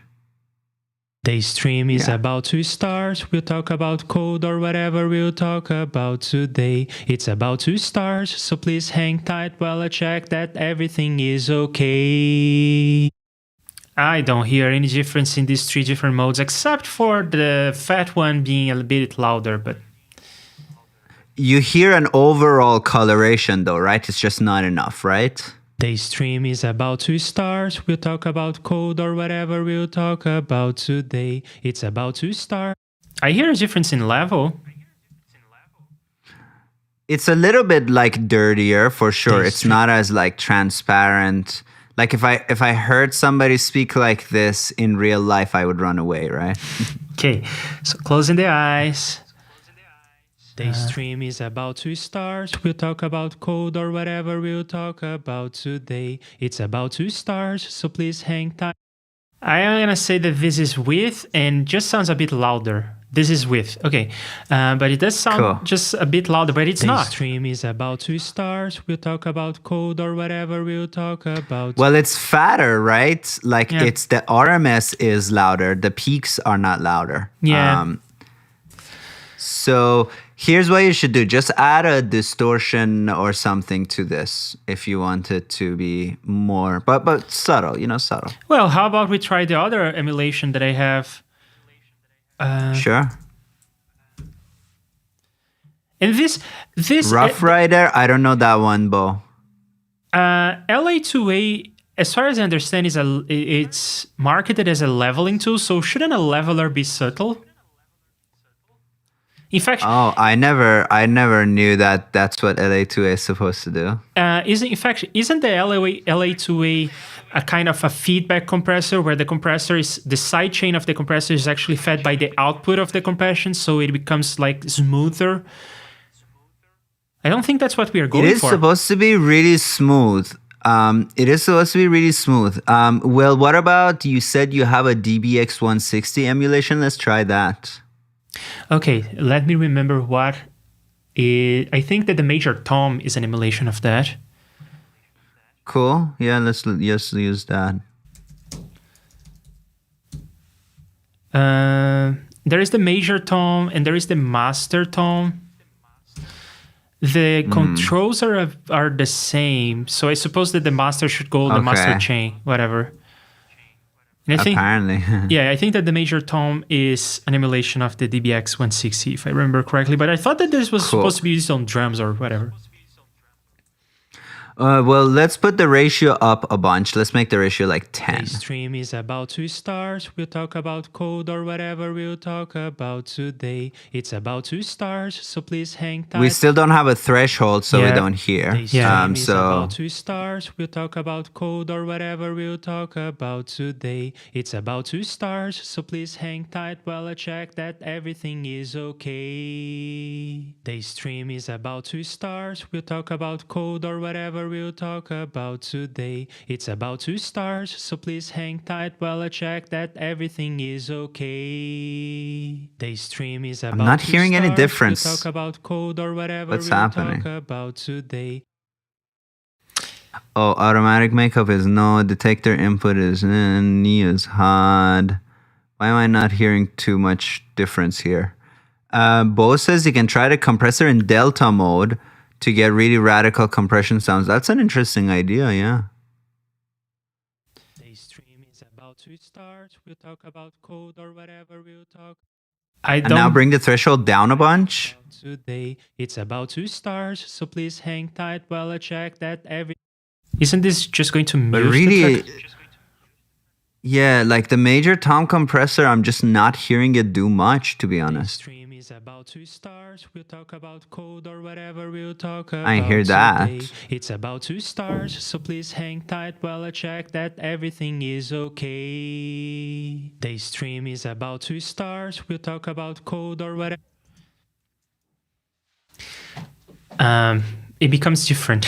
I guess it's like the Tico in the ear Yeah. that you said. Yeah. None of them. Well, okay. Let's do this. Let's We just didn't even use try the this. S-Lax for now. Oh, let's try it. Yeah, we didn't even try this one. The stream is about to start. We'll talk about code or whatever we'll talk about today. It's about to start, so please hang tight while I check that every. So right out of the gate, this is doing more. I was gonna say that sounds pretty nice. But I don't know what this is doing in terms of levels because I don't have the trusty levels on the left and right that I love to have. So to see Well, the that's okay. We're just doing this to hear it. We're gonna put it on a parallel bus and we're gonna control it later. right. So, and this one, I mean, it's got lots of cool things. It's got a drive. That's nice. Peak reduction in percentages. So we really want to kill the peaks on this one. So bring the peak reduction up a bunch. The stream is about to start. We'll talk about code or whatever we'll talk about today. There we go. That's what we want. Hang tight while I check It's just going to make it even, Steven. And then give it lots of gain. stream is about to start. We'll talk about code or Now whatever that's we'll- color. Now I hear destruction. Yeah, that's good. So that already looks like a decent starting point. So do you want to put this now back on your parallel compression track? I just And want to then make we'll sure that blend it with I the original. I just want to make sure that I cover everything that is in here. So there is already a high pass, so we don't need this band. And then there is a drive. So I suppose that that's going to be like a bit of distortion. Then the gain and peak reduction, that's fine. And then the attack and release, that's not in the original LA2A, but it seems like these values are working for us. And then the ratio is 4. We could go higher. Sure. That's interesting to me. So ratio and peak reduction percentage. It feels like it's got to be one or the other. You know what I mean? Like more peak reduction means, but maybe there's an internal parallel system going on there where 100% peak reduction is just obliteration. Yeah. Yeah, I don't fully understand how they relate. About code or whatever we'll talk about today. It's about to start, so please hang tight while I check that everything is okay. The stream is about to start. We'll talk about code or whatever we'll talk about today. This is destruction. Yeah, there we go. Bring the drive. Drive at 75. That was good. We don't want like we're not. Yeah, Okay. it's gonna get like a little bit suicidal tendencies vibe. Too punk for our purposes. Okay, But yeah, let's put that back on the parallel. that's already using a high pass filter, and I want to hear the difference with this and without it, because if I can get rid of this, then Sure. I can use the trick that I wanted the whole time, which makes the workflow a lot Sure. better for me. The stream is about to start. We'll talk about code or whatever we'll talk about today. It's about to start, so please hang tight while I check that I think I hear a difference. Yeah, because this is a high pass, but it's not a low pass, like on the track. Yeah. Right. The stream Or is sorry, on the about to- stream is ADHD. about to start. We'll talk about code or whatever we'll talk about today. It's about to start, so please hang tight while I check that everything is. This is without ReEQ. Got it. Yeah. Okay, and do you care one way or the other? Because if we don't have ReEQ, the workflow is just so much nicer. Yeah, it sounds like you really like it to be on the track, so just put it on the track. Okay, and for that I cannot have why ReEQ. do something? Yeah. And we can play with this if so necessary. now put bring the dry wet knob at 0 The stream is and then about to start. full We talk mix about and code. blend it in. But full mix, no solo. The stream is about to start. We'll talk about code or whatever we'll talk about today. It's about to start, so please. You probably don't want to go above 20% or something, very subtle amount you want. Okay. The stream is about to start. We'll talk about code or whatever we'll talk about today. It's about to start, so please hang tight while I check that everything is okay. So you're saying that I shouldn't go above 20. So I'll go to 40 and I'll try to hear it. Sure. I should really say you shouldn't go over 50 because then it's like more parallel than none. Okay, let's go to 50. Sure. So with 50, it means that I'm hearing as much of the original as I'm hearing of the effect, right? Yeah. They're blended in equal amounts. Okay. The stream is about to start. We'll talk about code or whatever we'll talk about today. It's about to start, so please hang tight while I check that everything is okay. I think that this is with the compression. All right, I got it. I can hear what's going on. And then I can dial it back. We'll talk about code or whatever we'll talk about today. It's about to start, so please hang tight while I check that everything is okay. The stream is about to start. We'll talk about code or whatever we'll talk about today. It's about to start, so please hang tight while I check that everything is okay. The stream is about to start. We'll talk about code or whatever we'll talk about today. Oh, yeah. So Wolves in Sound is saying sidechain high pass filter means that you're not compressing below 100 while ReEQ is cutting frequency. That is a really good point. And I guess in this case, we are using an EQ to cut below 100 hertz anyway. So the only difference we perceive with and without ReEQ is in the high end where we cut the highs going into the compressor, but then we just got rid of it. And honestly, in this mix, since your vocals weren't super bright to begin with, I feel like it's a negligible difference. Yeah, so first of all, hey, great to have you here. But second, I don't really understand. Are you saying that there is a difference between what we were doing with ReEQ and what this does?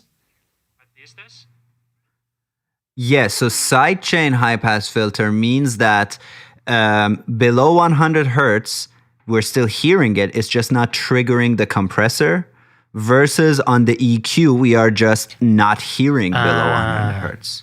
Okay, that makes sense. Yeah, one thing that I maybe wish BRB. for... Okay.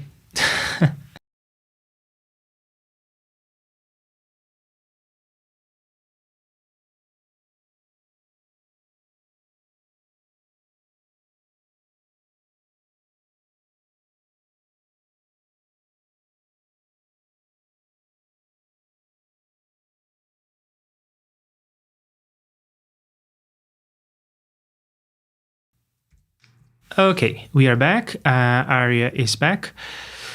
So I understand the difference, and I guess I'm wishing for something that I know how to do in Ableton very easily, but in Reaper, I know how to do, but it's painful. Maybe there is a better way of doing this. In Ableton, I can just split the signal, and I can say, yeah, now you do this chain, you do that chain, and then later mix it in whatever way I want.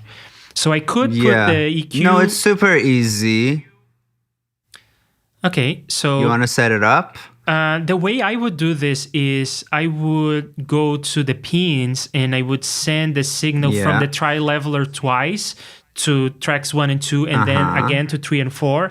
And then I would come to the pins on these guys and I would use them on the right tracks. And I would pin everything that way. But it's kind of painful because I have to pin everything in the chain, and it's hard from just glancing to know what is the chain. In Ableton, you can literally see the two chains. Yeah. That's why I use tracks instead of doing this action. I like on the project level, I will see my routing. That's just more convenient to me.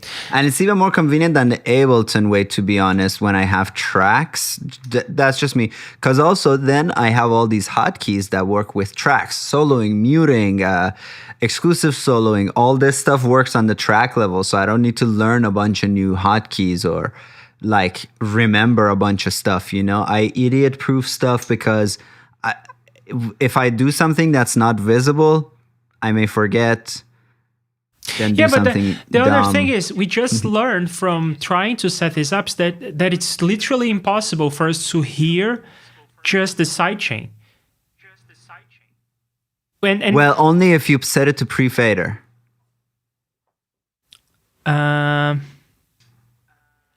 If you set it to pre-fader, then you can just turn the fader all the way down. Or if you don't want to play with your fader level, you make it apparent and then you mute the parent and then you hear the thing. There's ways. It's just like there's a trade-off with everything. Yeah, sure. But it seems like a bit of a awkward workflow. And yet people, if you ask people on the internet, they're going to say that Ableton is not, it's like a toy when you're mixing. It's good for live performance. It's a toy for mixing, and people recommend Reaper as a great mixing kind of thing. Ableton is incredible. Ableton costs like $1,000 if you buy the suite. I don't understand why would anybody shit talk Ableton. Ableton is super premium DAW. I would say it just slightly sucks with editing and with like batch rendering, video work, that kind of stuff. But like Ableton, you can't fuck with Ableton. Whoever talks shit about Ableton, I don't know. Okay, but it seems like mixing in Reaper has this doing? weird situation where you have to think about the routing in a very complicated way when you're doing anything with sidechains. While in Ableton, I can conceptualize this is like a pedal board where I can see the wires more easily. Does that make sense? Yeah, I think routing in Reaper to me Reaper routing gives me so much damn freedom that I never had anywhere. I can't even imagine having more freedom than this. Like, what would I need to get more freedom on this? But yeah, like, could there be an easier way to sidechain stuff that's like a button? Yes, there could be. I'm not gonna say there isn't a more user-friendly way of dealing with that stuff. If I remember correctly, there is actually an MPL script that does exactly what I'm asking for, I guess. But I'm not going to get into this right now. It probably temporarily sets it to pre-effects and then puts it back to post-effects. No, not the track thing. I don't like the track thing. I like to think of tracks as like different instruments. But this whole sidechain thing, I think there is a way for me to see all the effects. So it's going to render this list of effects in a way that is similar to the... Oh, cool. To the Ableton way. No, similar to this, but this is for tracks, and that does it for effects in a track. So you can see the wires coming in and out of the effects, which is more or less what I want, I guess. Cool. But let's not play with that right now. We do have something that is working for us on the vocals, I think. What do you think? Yeah. All right, so we do have EQ. We have 4 compressors. I think that's enough compressors. We can stop compressing. That's a good amount of compression. Yeah. And then the rest is gravy, right? Like if you want to put some saturation, you put some saturation. If you want to do a post-compression EQ, you do post-compression EQ. But more importantly, I feel like what we really need is a little bit of reverb or something. Your vocals right now sound too much like speech. Even though you're singing, but I mean, like the way they're processed is like very dry to me. I would like to see some reverb. I'd like to see some. The more I work with wonk. reverbs, the more I love them. They make everything sound better. Cool. Just everything. So Right, insta goodness. yes. So right now this is routing to the vocal parallel compression track, which is going away. And now, do you want to do this on the bus for the reverb, or do you want to do it on the track? I mean, it is up to you. I like, yeah, for me, I am happy with having more tracks. Always happy with having more tracks, but if you're more comfortable just having your entire vocal thing on one track, there's nothing wrong with that. Okay, so I guess I'm going to do it like this. I'm going to go with the simplest thing that can work, which is to just drop another effect here. And if we note that we want the same kind of reverb on kind of every track, then I do a bus. But right now, I'm deleting the buses. For me, the bus also, again, serves the purpose of being able to EQ the signal going into the reverb. Because, like, for example, we don't want SS to go in there, right? So what I always do on my reverb tracks, which are parallel, is I put a DS that's like extreme. If that amount of DSing was done to the main vocal, it wouldn't sound good. But I don't want my SS to go in the reverb and then sound like the second Harry Potter movie where that big basilisk snake is in the pipes. I don't like that. So I do a bunch of stuff before going in the reverb. And that's why I do parallel. Ah, that's interesting. So maybe that's a good argument.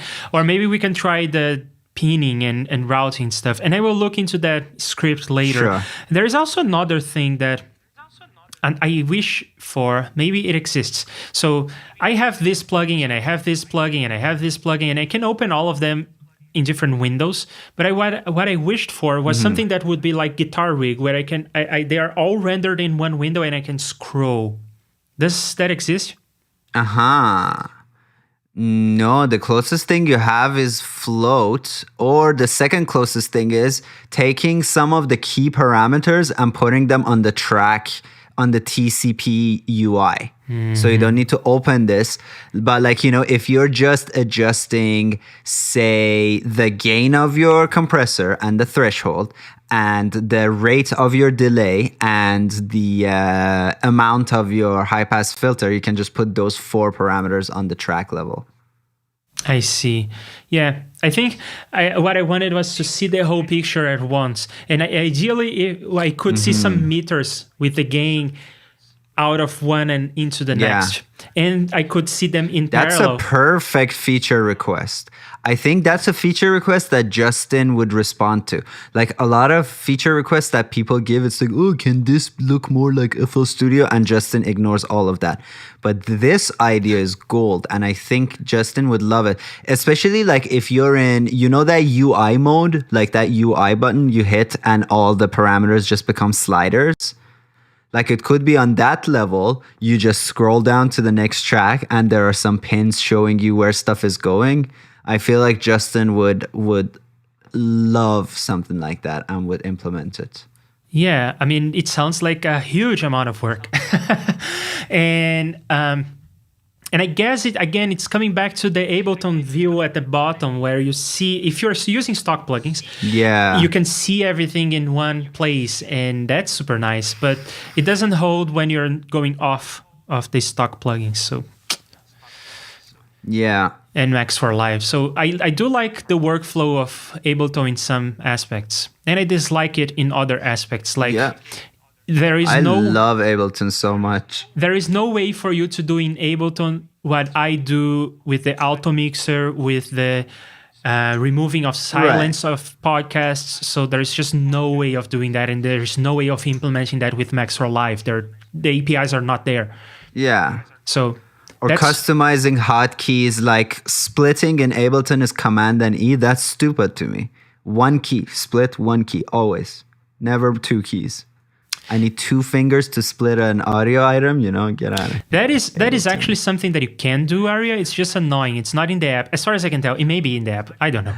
But in any app in macOS, you can always come to keyboard. Yeah, I know that. Okay.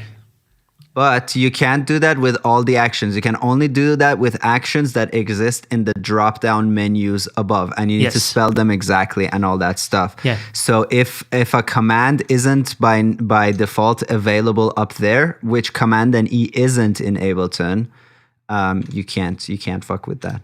Okay.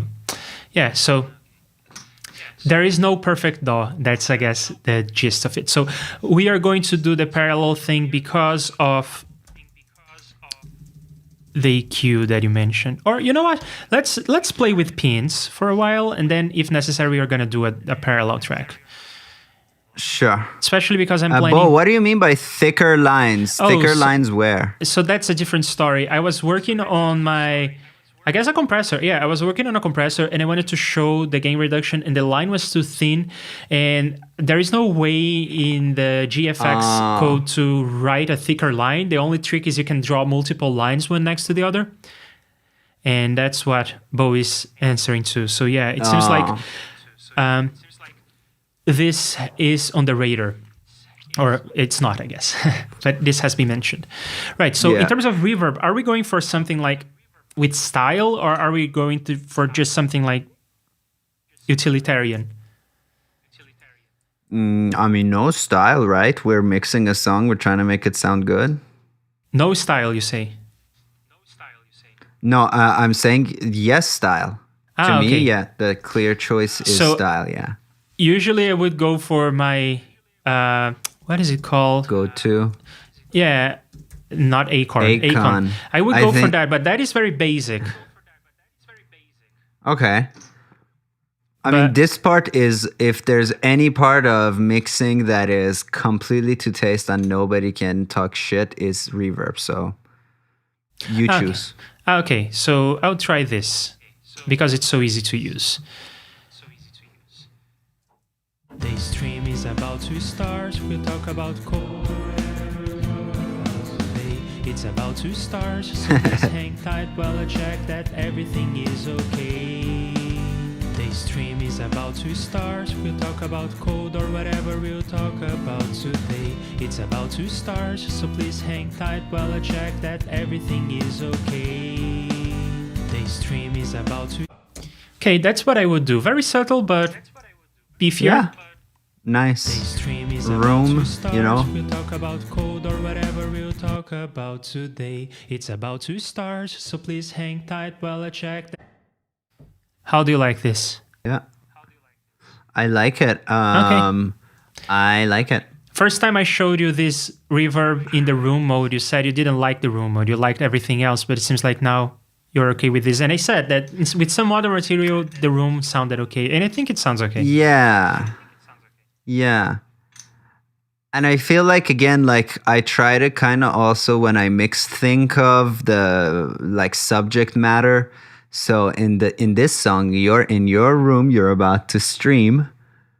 So like we wouldn't be in a hall, right? You're not in a hall, you're in a room. Yeah. So room. The stream is about to start. We'll talk about code or whatever we'll talk about today. It's about to start, so please hang tight while I check that everything is okay. I think we compressed so much that it was becoming too quiet, so I brought up the volume a little. So that's another thing, right? So now that we are parallel doing like everything on the track, like we don't have control of just sending your dry, or not dry, but your like full dynamic range vocals to the reverb and have the parallel compression not sent to the reverb. I mean, again, we have a way with pins, but it's very complicated. I see what you mean. So you're feeding your parallel compression to the reverb as well. And if I did with two, I would need two buses. I couldn't have the reverb here because otherwise I would be parallel compressing the reverb.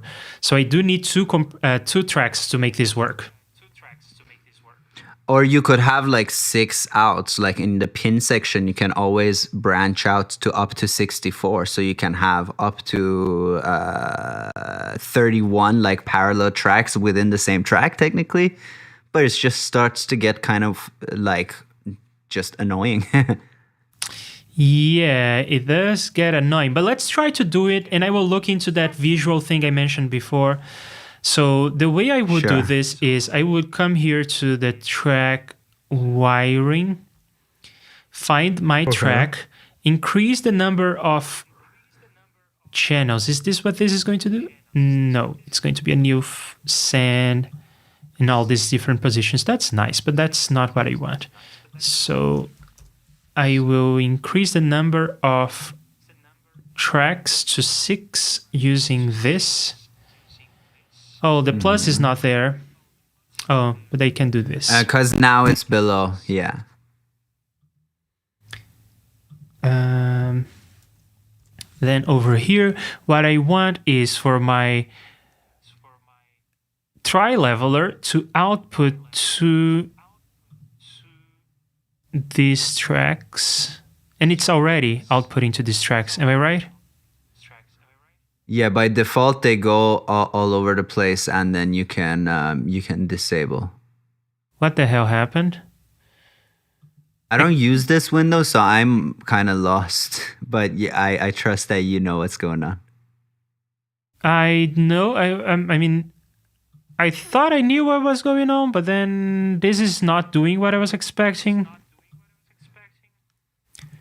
This is just closing the window.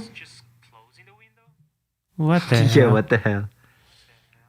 Okay, this is what I want, right? I want my output from the tri-lever to go to all these channels. No, this is the input. But God that's your damn it. input. Yeah. Oh, man. There we go. Yeah. Okay. You're sending it 3 ways now. And do I even have an output here? No, I cannot see the outputs. This is just for the inputs.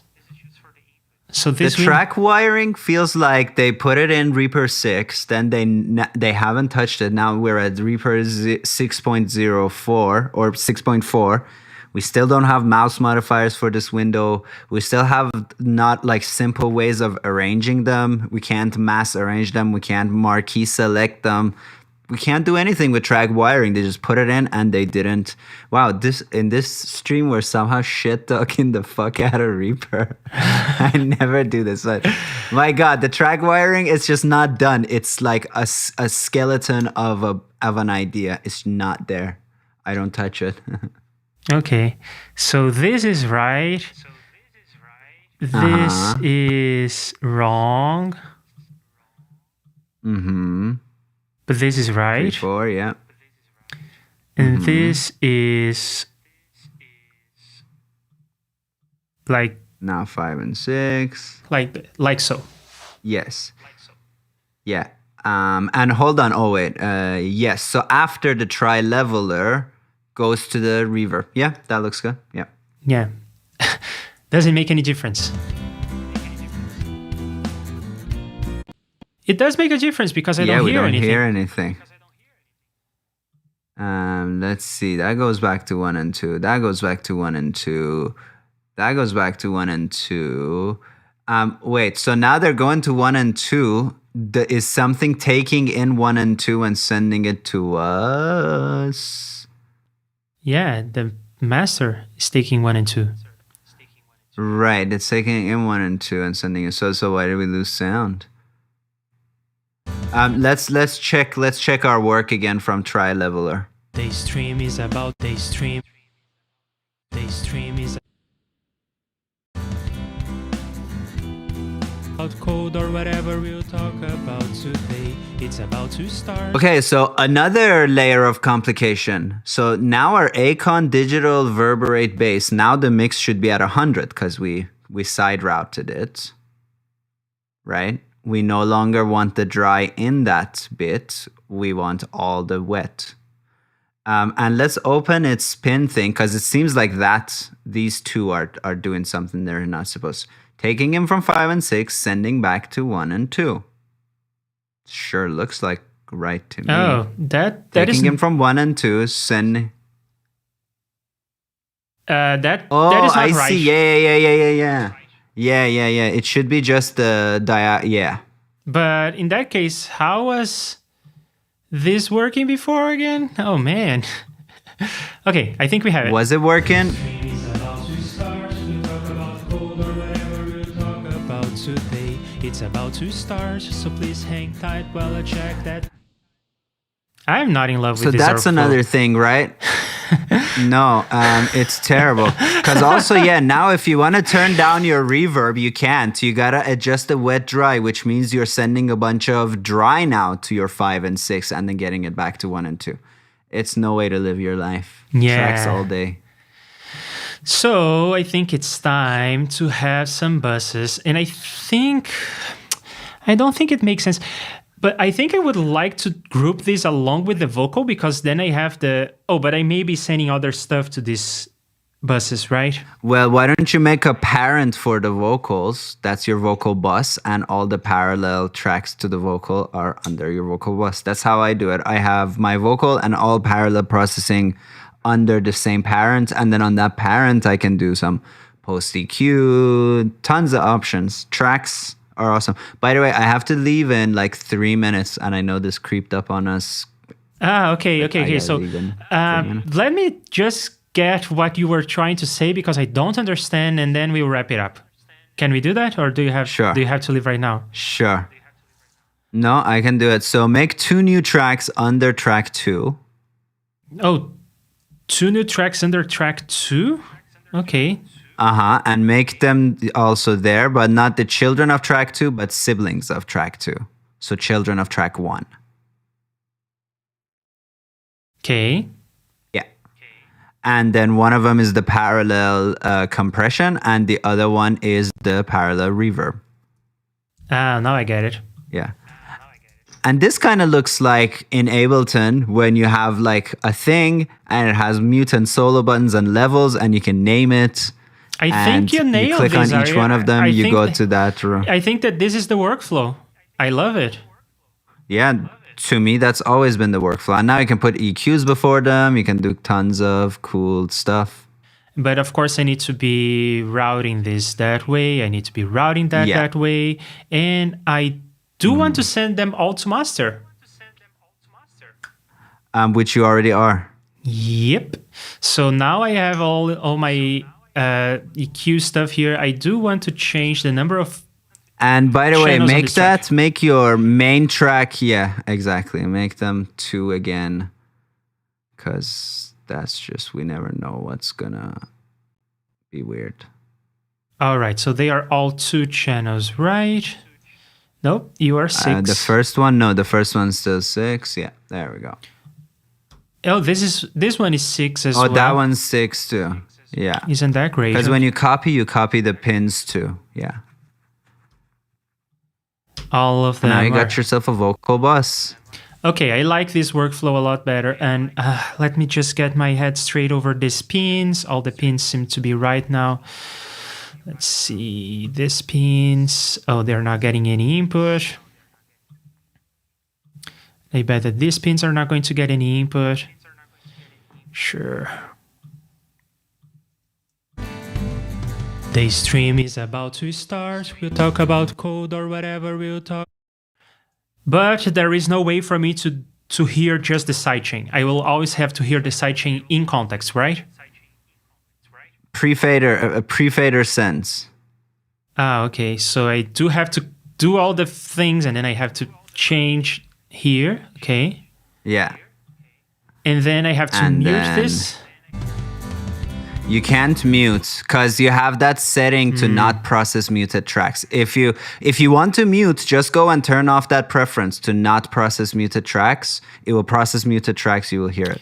Yeah, but then this is going to consume CPU, isn't it? Yeah. Okay, so So then your other choice is to turn the fader down. Well, I suppose that everything in here will be down by 363, so I can do it here. And then I'm okay with moving this down. Yeah. The stream is about to start. We'll talk about code or whatever we'll talk about today. It's about to start, so please hang tight. Now that's weird, isn't it? Oh, because the wet dry knob is not at 100. Yeah, there we go. Oh, come on. Just making sure that the project is in a good state and there are no peekaboos. So when we pick this up next week, but I do want to let you go and I want to wrap this up as soon as possible. Just making sure that everything in here is making sense. Sure.